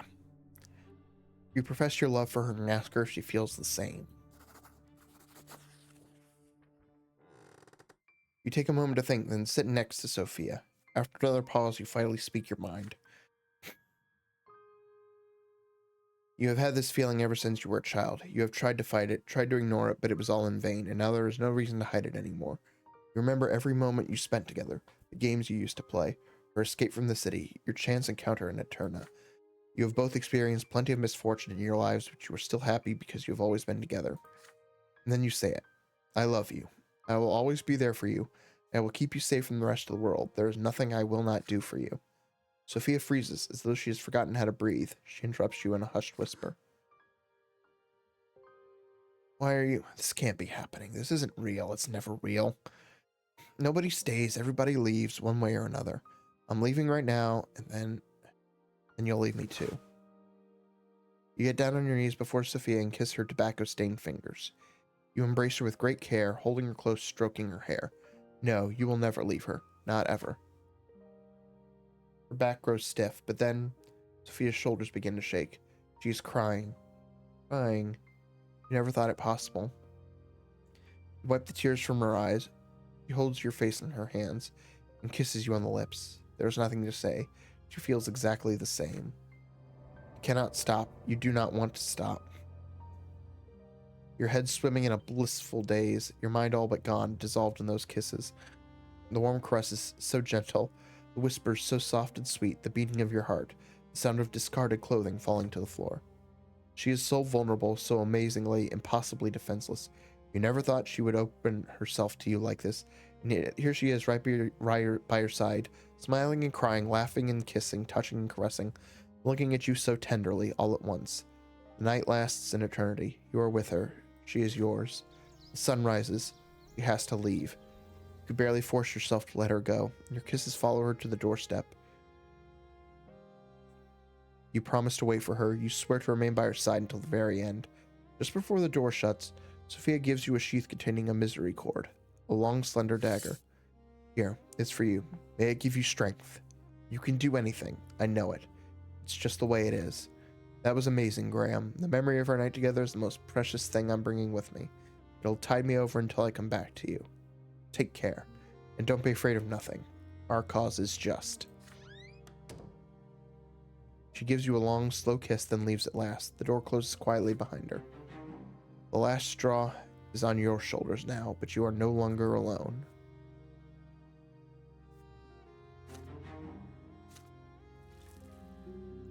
An affair with Sophia.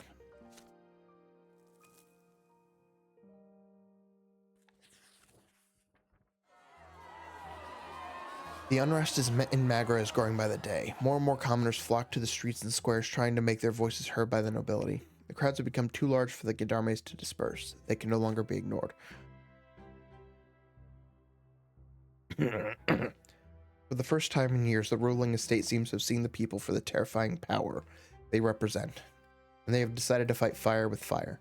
In spite of all the resistance offered by Prefect Elborn and the Lesser Quorum, the magistrate and the aristocracy finally get their way. Overseer Tempest deploys troops to the city. The streets and squares are packed on this ill-fated day. In the crowd, you watch two battalions of the Imperial Legion march triumphantly down the streets of Anizotte. The banners of Magra and the Tempest dynasty soar proudly above the soldiers' heads. Gaius Tempest leads the battalions himself atop a white Monian stallion. To his right, you see the young captain of the battalion. He looks familiar. It is Thomas Guerrero, or Guerrero, however it's pronounced. When the procession reaches the golden square, it stops so the overseer can address the people. Battalion's defensive formation. The Legion soldiers spring into action, slamming their weapons against their shields as they move. Okay,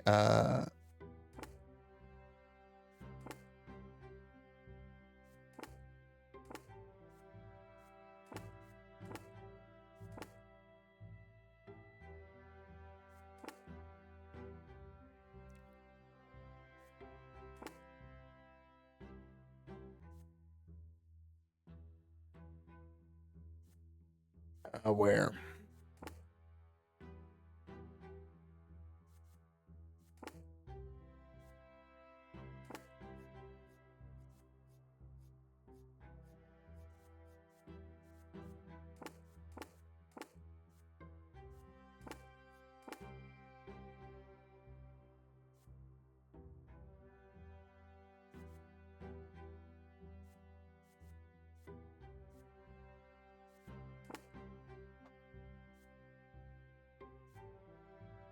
Oh, okay, there it is. Yeah, unrest at 9. The Legion soldiers spring into action, slamming their weapons against their shields as they move. Their ranks shift in eerie harmony down to the last man, like an enormous uncanny machine, and then they all stop at once in an instant. Square grows silent. The overseer's booming voice echoes for all to hear. People of Anizotte, I have heard your cry for help and come to the city accompanied by my loyal soldiers. The Imperial Legion will bring order to Anizotte and put an end to all riots and crime. These soldiers will protect you from the schemes of rebellious nobles, insidious insurgents, and anyone else who seeks to spark unrest. I am Gaius Tempest, the overseer of Magra and Anizotte. By the Emperor's decree, I rule this land. Those who question my rule question the Emperor's rule as well, and they will be executed as rebels and insurrectionists. You hear whispers throughout the square. The Legion's arrival is a harbinger of change, but how drastic will this change be? Even at home, the Legion is the only topic of conversation during dinner. Thank the twins, Gaius Tempest has finally decided to act. Those low-born scum have grown far too insolent of late. They ought to be reminded of their place with an iron fist. Intimidating the people won't do anyone any good, Stefan. They have valid reasons to take to the streets, but instead of hearing them out, the overseer is hiding behind his soldiers. It's disgusting. I think Gloria is right. Everyone's really scared. A lot of my friends want the Legion to leave the city too. Those friends of yours know nothing, Nathan. Their lot is to work and suffer, not wag their tongues. Oh, we're so sorry, Sir Stefan. We forgot that only blue bloods can rule. Too bad all that inbreeding has made them any smarter. Enough bickering, you two. You clearly don't understand what's going on here. The purpose of the Overseer's move is, first and foremost, to thwart the plot against him set in motion by Archduke Melanidas' loyal clique of nobles. Commoners are a secondary matter. By the way, Graham, I've heard the battalion is being led by an old schoolmate of yours. He hasn't told you anything about what Gaius Tempest is up to, has he? You have not seen Thomas in a long time. He has not told you anything. That's too bad. Oh well, I suppose time will tell. Whatever the reason, the Legion is here in Anizotte, and it is a force that must be reckoned with. And as luck would have it, Thomas is in command of it. Is there any way for you to turn the situation to the last straw's advantage?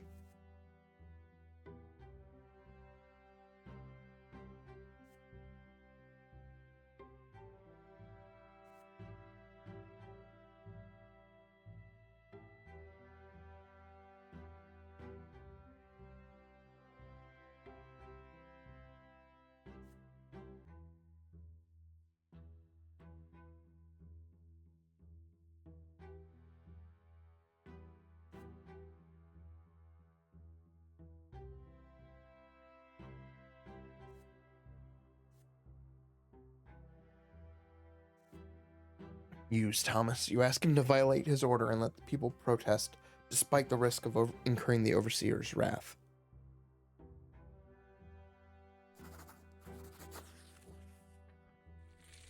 You and Thomas have known each other ever since you were boys. You used to play on these very streets, pretending to be heroes of old, fighting the great battles of the past. Now Thomas commands the Legion soldiers sent to Anizotte to quash the unrest, while you command the last straw and have spent several years preparing the city for a full-scale revolt. There it is, the ruins of Charmelanidus' palace, the remains of your childhood fort, still standing among the crumbling stonework. Thomas arrives alone, without any soldiers to guard him. He wears a suit of armor and the vibrant cloak of a commanding officer, a sword by his side. His shoulders have grown even broader, and he treads firmly. You spot a few early gray threads in his hair. Your old friend has changed quite a bit, but he still recognizes you with the same bright smile, just as in the good old days. Hold on.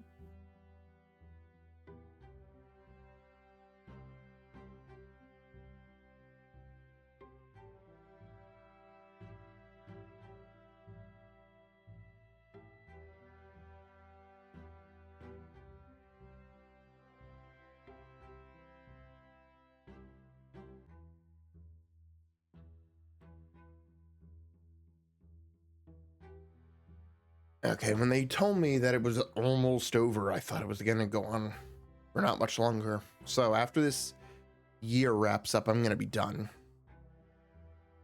Graham, am I ever glad to see you? After a warm embrace, you congratulate your old friend on his promotion. Oh, it's nothing. That was a good idea, meeting here like this. And look, there's our old fort.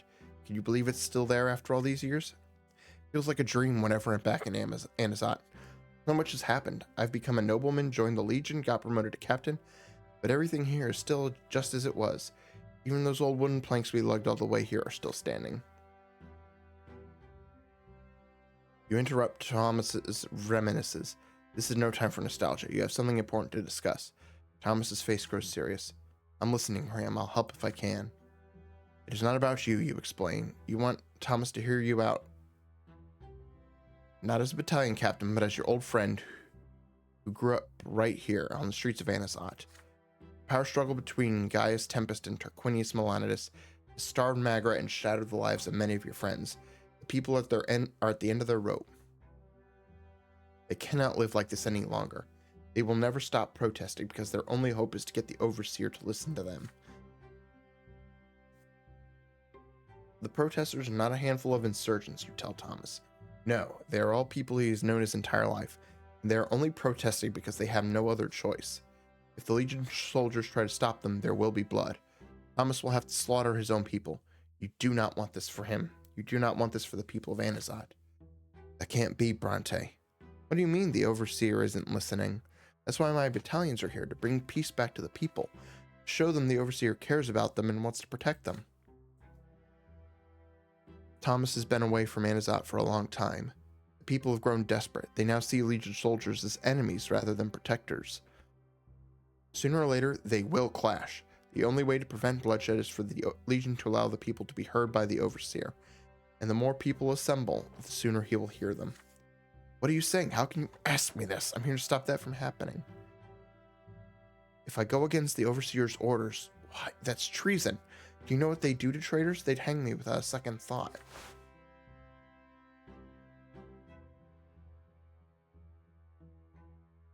You raise your hands in a conciliatory gesture.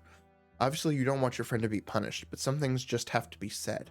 There's so many lives at stake here. Thomas is in a position to make a difference. Thomas sighs anxiously, rubbing his forehead. I heard about one thing, Graham. I haven't been back to Anizotte in a long time. I'll take a look around, see things for myself. And if you're right, then maybe I'll think about it. Certainly, you reply. That is all you ask. The city is quiet for the next week. The people slowly grow accustomed to the sight of Legion soldiers patrolling the streets, but remain nervous around them just the same. A fortnight after the conversation with your old friend, a letter arrives.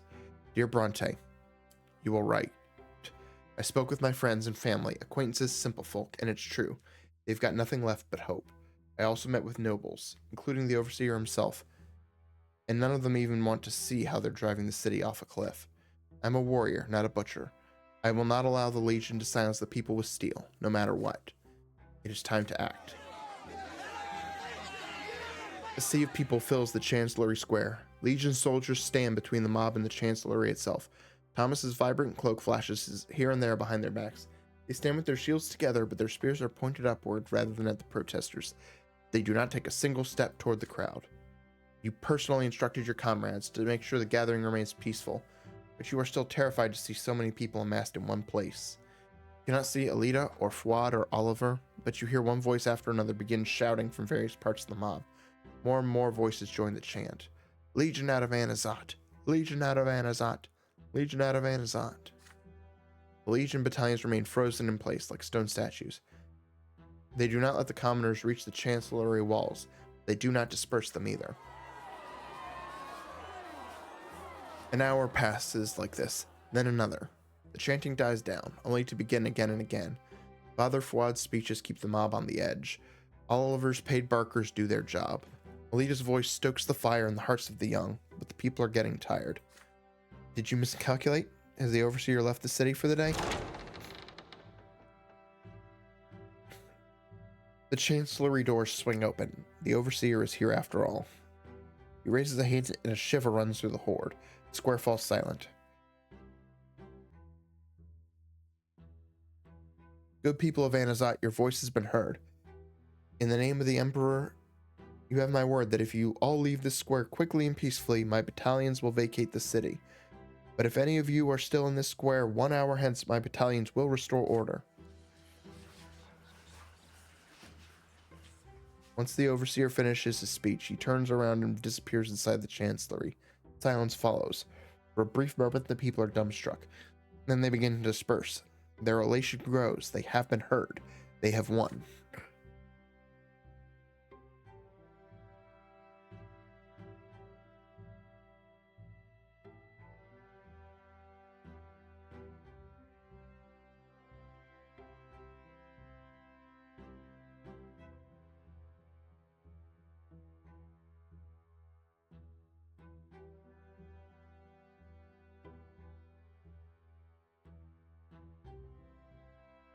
Sorry, I got so much fucking phlegm.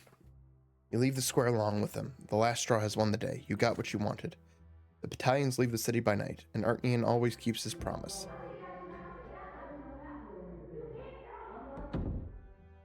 The next day starts with yet another fight in the Brante household. Gloria gleefully gloats over yesterday's events. Stefan responds with an outburst of rage. He is still furious over the overseer's perceived weakness. Your head begins to ache from their shouting and foul language. Is one day of peace too much to ask? Several days pass. There is a knock at the door. Thomas is standing there, dressed in plainclothes. No vibrant officer's cloak, no sword by his side. What happened? Your old friend just chuckles. See what I get for listening to you, Brante? We're in the same estate again, just like in the good old days. You do not know what to say. You never wanted this. It's okay, Brante. You didn't force my hand. It was my choice, and I don't regret it. I'd rather be a commoner than a butcher.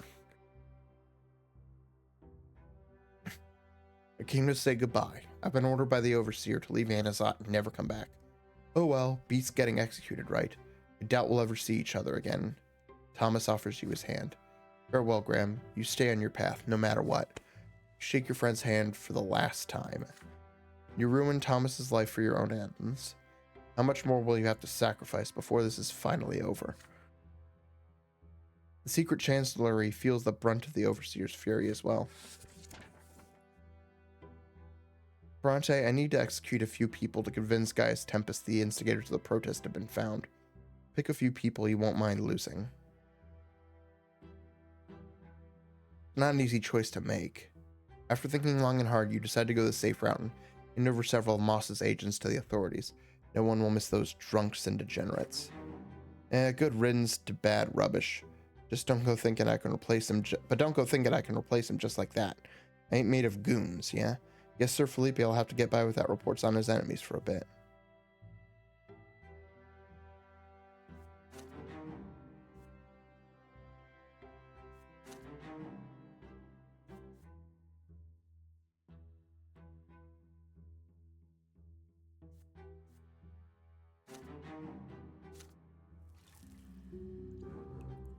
Thomas had violated the order of the overseer.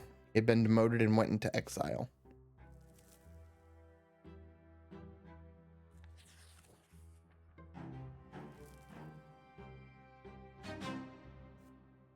This event is a consequence of your previous actions.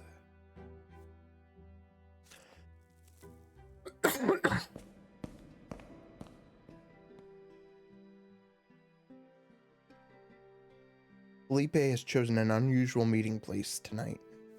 Anizotte's ancient marble bathhouse is a place only nobles are allowed to enter, but tonight, in accordance with the advisor's will, its doors are open to you. The staff treat you with the subservience typically reserved for real noblemen.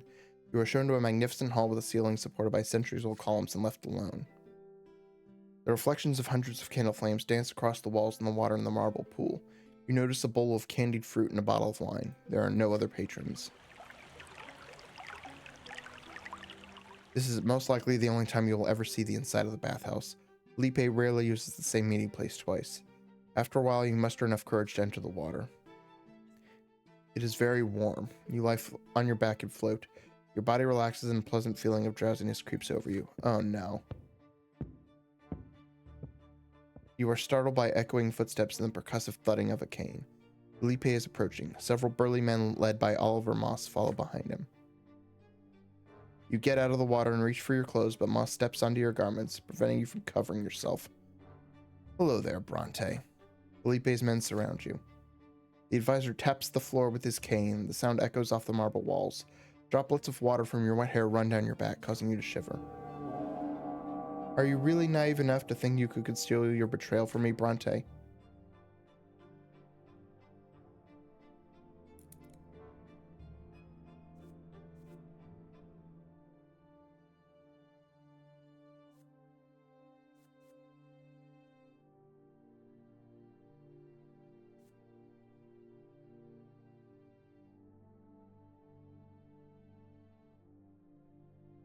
I'm the advisor of the Secret Chancellery. I know all about the deals you've made behind my back, but I'll give you one last chance to save yourself. Confess your betrayal, and maybe, just maybe, I won't drown you in this pool like a runt.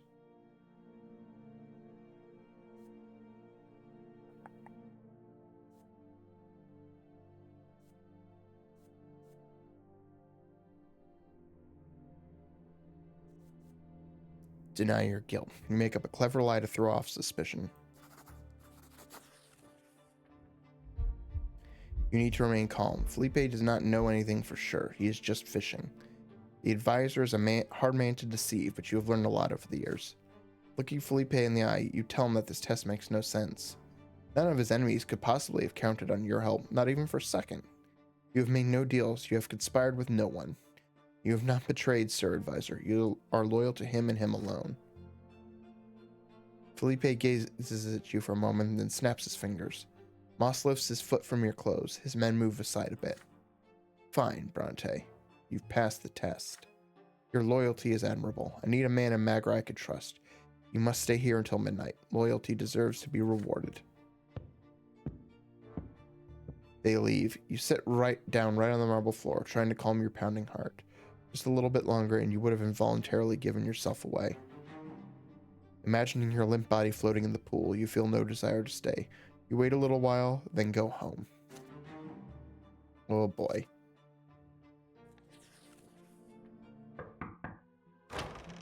It is late. You are preparing to go home when a priest with a long staff walks into the print shop. You recognize him immediately. He is the abbot of the new Temple of the Silver Tree, the face of the new faith in Anizotte, Father Leonard. Must apologize for visiting you at so late an hour. Still, I'm glad you're here, Graham. I am Father Leonard. You may have been to a sermon of mine, but I do not believe we have ever spoken in person. I've come to you regarding a rather delicate matter, but I have been made aware that your print shop often deals in matters such as these. I believe you know that Cassius, Magra's current patriarch, has not recognized the new faith. Our numbers are great, but the patriarch thinks we are just another heretical sect. My teacher, Patriarch Photis, was betrayed and murdered before he could have his doctrine recognized. The light of the new faith struck fear into the hearts of his enemies, but I am determined to make sure Photis' teachings get the same recognition and respect in Magra as the teachings of Isacius. 1 month from today is an important day for the new faith, the anniversary of Patriarch Photis' murder. I wish to gather my flock at the place of his true death to address Patriarch Cassius and demand recognition for our faith. If several thousand new believers gather in the city, the Patriarch will have no choice but to heed our call. But in order to bring all these people to Anizotte, I need your help, Brante. I know you can not only print my appeal, but also distribute it throughout the province. City of Anizotte, the new believers stand firmly united, but our brethren are isolated from one another in the rest of the province, and I have no way of reaching them through the temples. The Inquisition and the priests of the Old Faith will never let my summons spread throughout Magra. but you can achieve what I cannot. I've written my appeal down for you. Please print and see that my summons spreads to every corner of Magra. I want every Magra new believer to realize that now is the time to stand up for our doctrine. I will summon them to the Silver Tree on the day of Fotis' death. Patriarch Fotis claimed that the truth that revealed itself to Azatius is not the only way to serve the twins. The doctrine of the new faith frees its followers from the strict shackles of the lots and teaches them to seek their own path to the peak of the shining pillar. Commoners free from the lots, refusing to do nothing but work and suffer, lowly peasants claiming the right to rule and wage war, new believers ready to take up arms and fight for their faith. If they receive Father Leonard's summons, they will likely flock to the streets of Anizotte. Glance over the handwritten page the abbot has given you. Brothers and sisters who have heard and received the word of Patriarch Fotis as your own new faith, you have been summoned. Come to the place where our teacher's life was tragically cut short on the day of his demise. We will meet there in the shade of the Silver Tree to honor the memory of Patriarch Fotis and complete his life's work. We will make ourselves heard by Patriarch Cassius. We will demand that the church recognize the new faith as equal to the teachings of Saint Azatius. We will make camp in the city, and we will not leave until our demands are met. Father Leonard has a great following among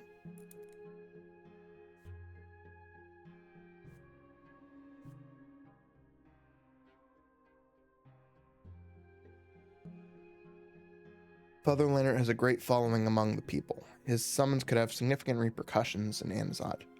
What should you do?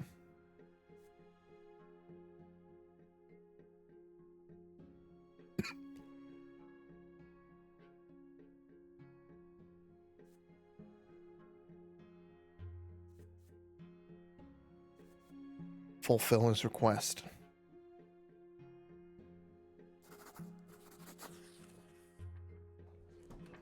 All other orders are canceled. You focus all your efforts on printing Father Leonard's summons. Once the leaflets are done, they are spread throughout the province by people you trust.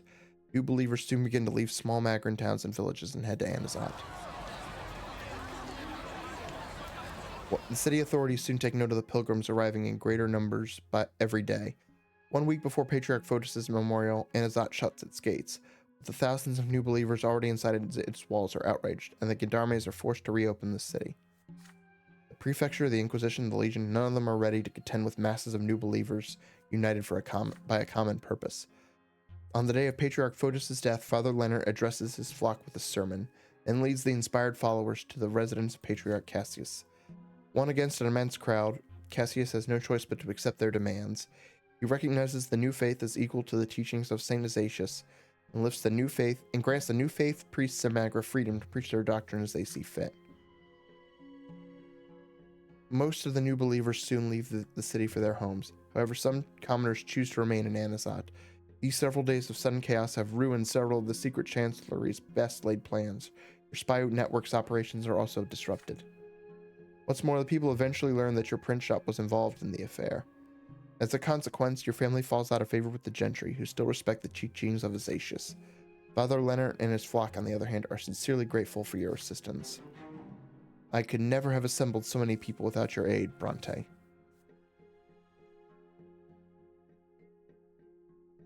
If you ever need our help, we will gladly stand by your side. Oh boy.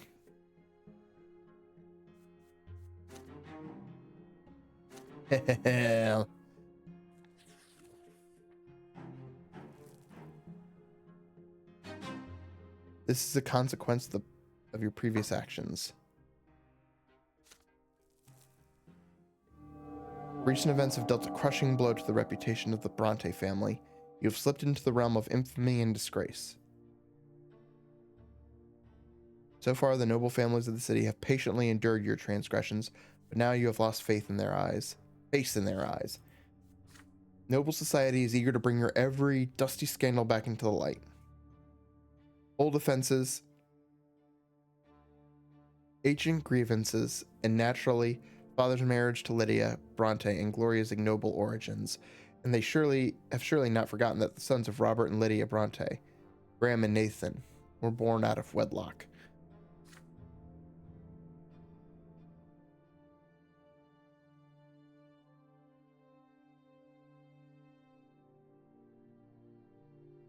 None of the nobles will ever say this to your face, of course. Their behavior will seem perfectly ordinary on the surface, But no matter where you go now, you will be followed by scornful glances and dismissive whispers.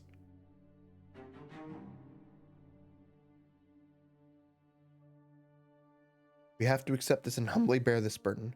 All hope of being ennobled by the sword is lost. No matter what we do to restore our name, we will never wash away this mark of dishonor.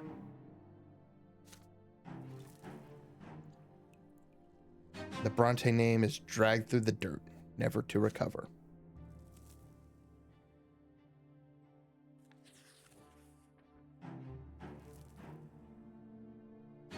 The lesser evil. A year has passed since the day Gloria asked for your protection. You have brought up her lowly position several times in conversations with Father, but every time his face darkens and he asks you to stop. You could feel Stefan's influence beyond these refusals. Your only option is to wait for something to change. Meanwhile, emotions are running high in the family. Gloria disappears for days at a time. She is often seen in the company of young citizens of low estate. Father constantly lectures Gloria, telling her that her friends are libertines and troublemakers, and that connections like these will be her downfall. Your sister obediently lends an ear to his speeches, then vanishes again. You are relaxing in the bath after a long day when you suddenly hear rapid footsteps in the hallway and Stefan's angry voice. The door to the bathroom bursts open. Graham, get dressed. We're waiting for you in the sitting room. It's urgent.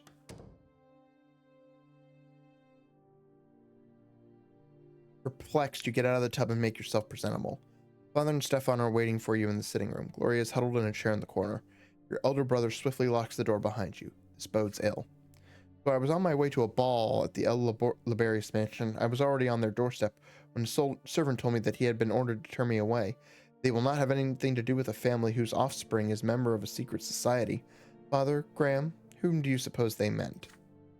Gloria looks at Stefan defiantly, her lips pursed tightly. This is the last straw. You will make pariahs of us all, Gloria.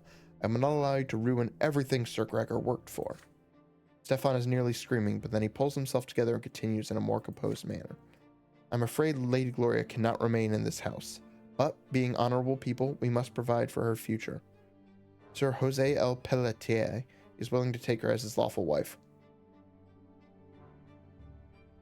Gloria, you will be accepted into a household of nobles of the sword. I have been negotiating with your suitor for quite some time. Who gave you the right to decide my fate behind my back? You aren't even the head of this family. Gloria, you must abide by the decisions of your elders.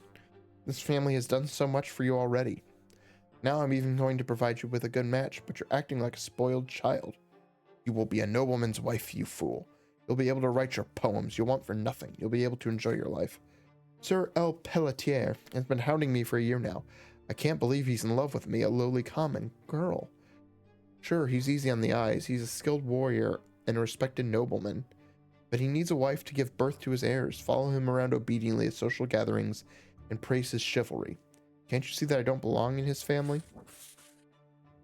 Stuff and nonsense. Father, here's a letter to the El Pelletiers. Sign it as the head of the family. We should invite our future relatives to our house and introduce ourselves to Gloria's future husband and her parents. I hope that Graham will do his part as well. Father reluctantly skims the letter and frowns.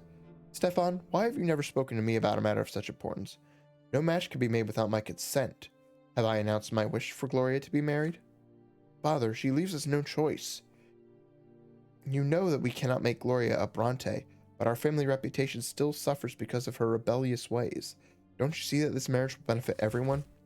Gloria springs to her feet, choking with rage. You'd do anything to prevent me from joining this family. This marriage will bring nothing but sorrow to me and Sir El Pelletier. All you ever think about is your own interests. Ingrate, I'm looking out for you, and this is how you repay me? Or would you prefer to be cast out for your disgraceful antics? Father, please sign the letter and free us from this debacle once and for all. Gloria rushes towards you in desperation and clasps your hand. Brother, please, you promise you never let them kick me out.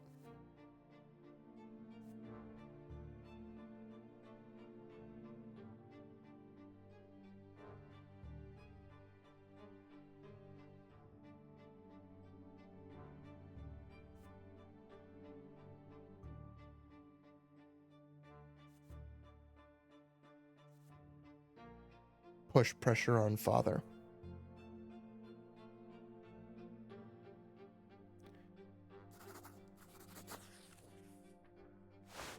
Father hesitates, watching Stefan and Gloria argue, but you are certain that he will most likely take your advice. Pointedly turning away from Stefan, you address your father. What is happening? How has Stefan assumed power in the family? What gives him the right to make decisions about Gloria's future? Rage slowly boils in your father's eyes. You zealously add fuel to the fire.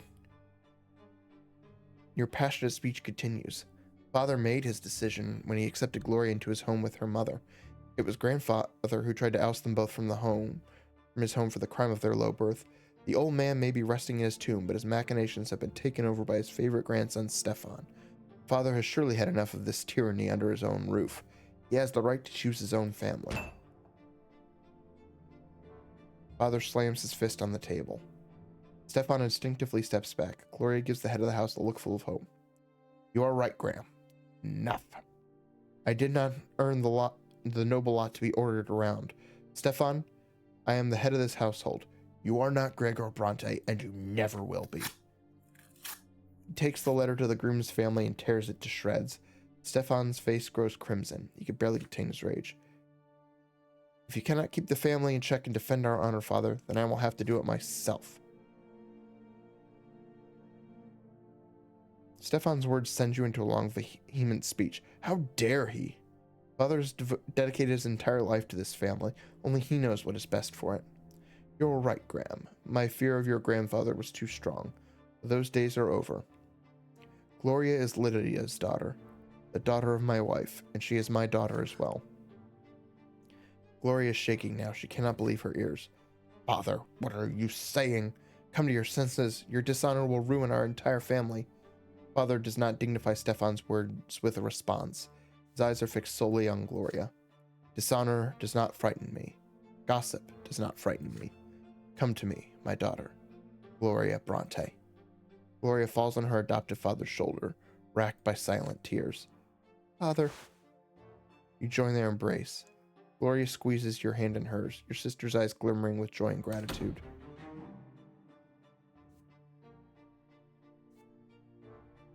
The door slams loudly. Stefan rushes down the steps, saddles his horse, and is gone. A long time passes before he returns.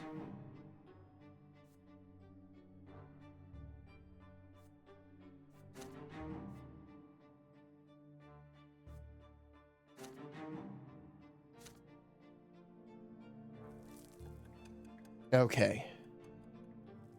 Now I do actually have to stop.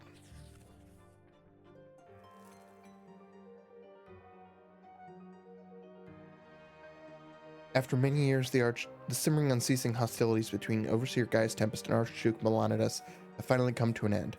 The Archduke has abandoned all attempts to collect additional taxes from the people. By my grace, I hereby release the common people of Magra from the Archduke's tax.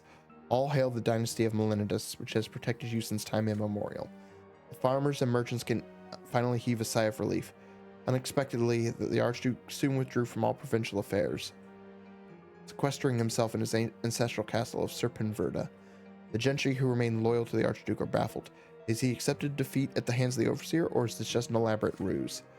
Either way, with the Archduke out of the picture, the senior gentry of Magra have lost some of their influence to the Overseer and his retinue of budding dynasties and nobles of the mantle. The feud between the two Argonian rulers has ended, but the noble estate has been split nonetheless. The common people see this as yet another reason to demand change.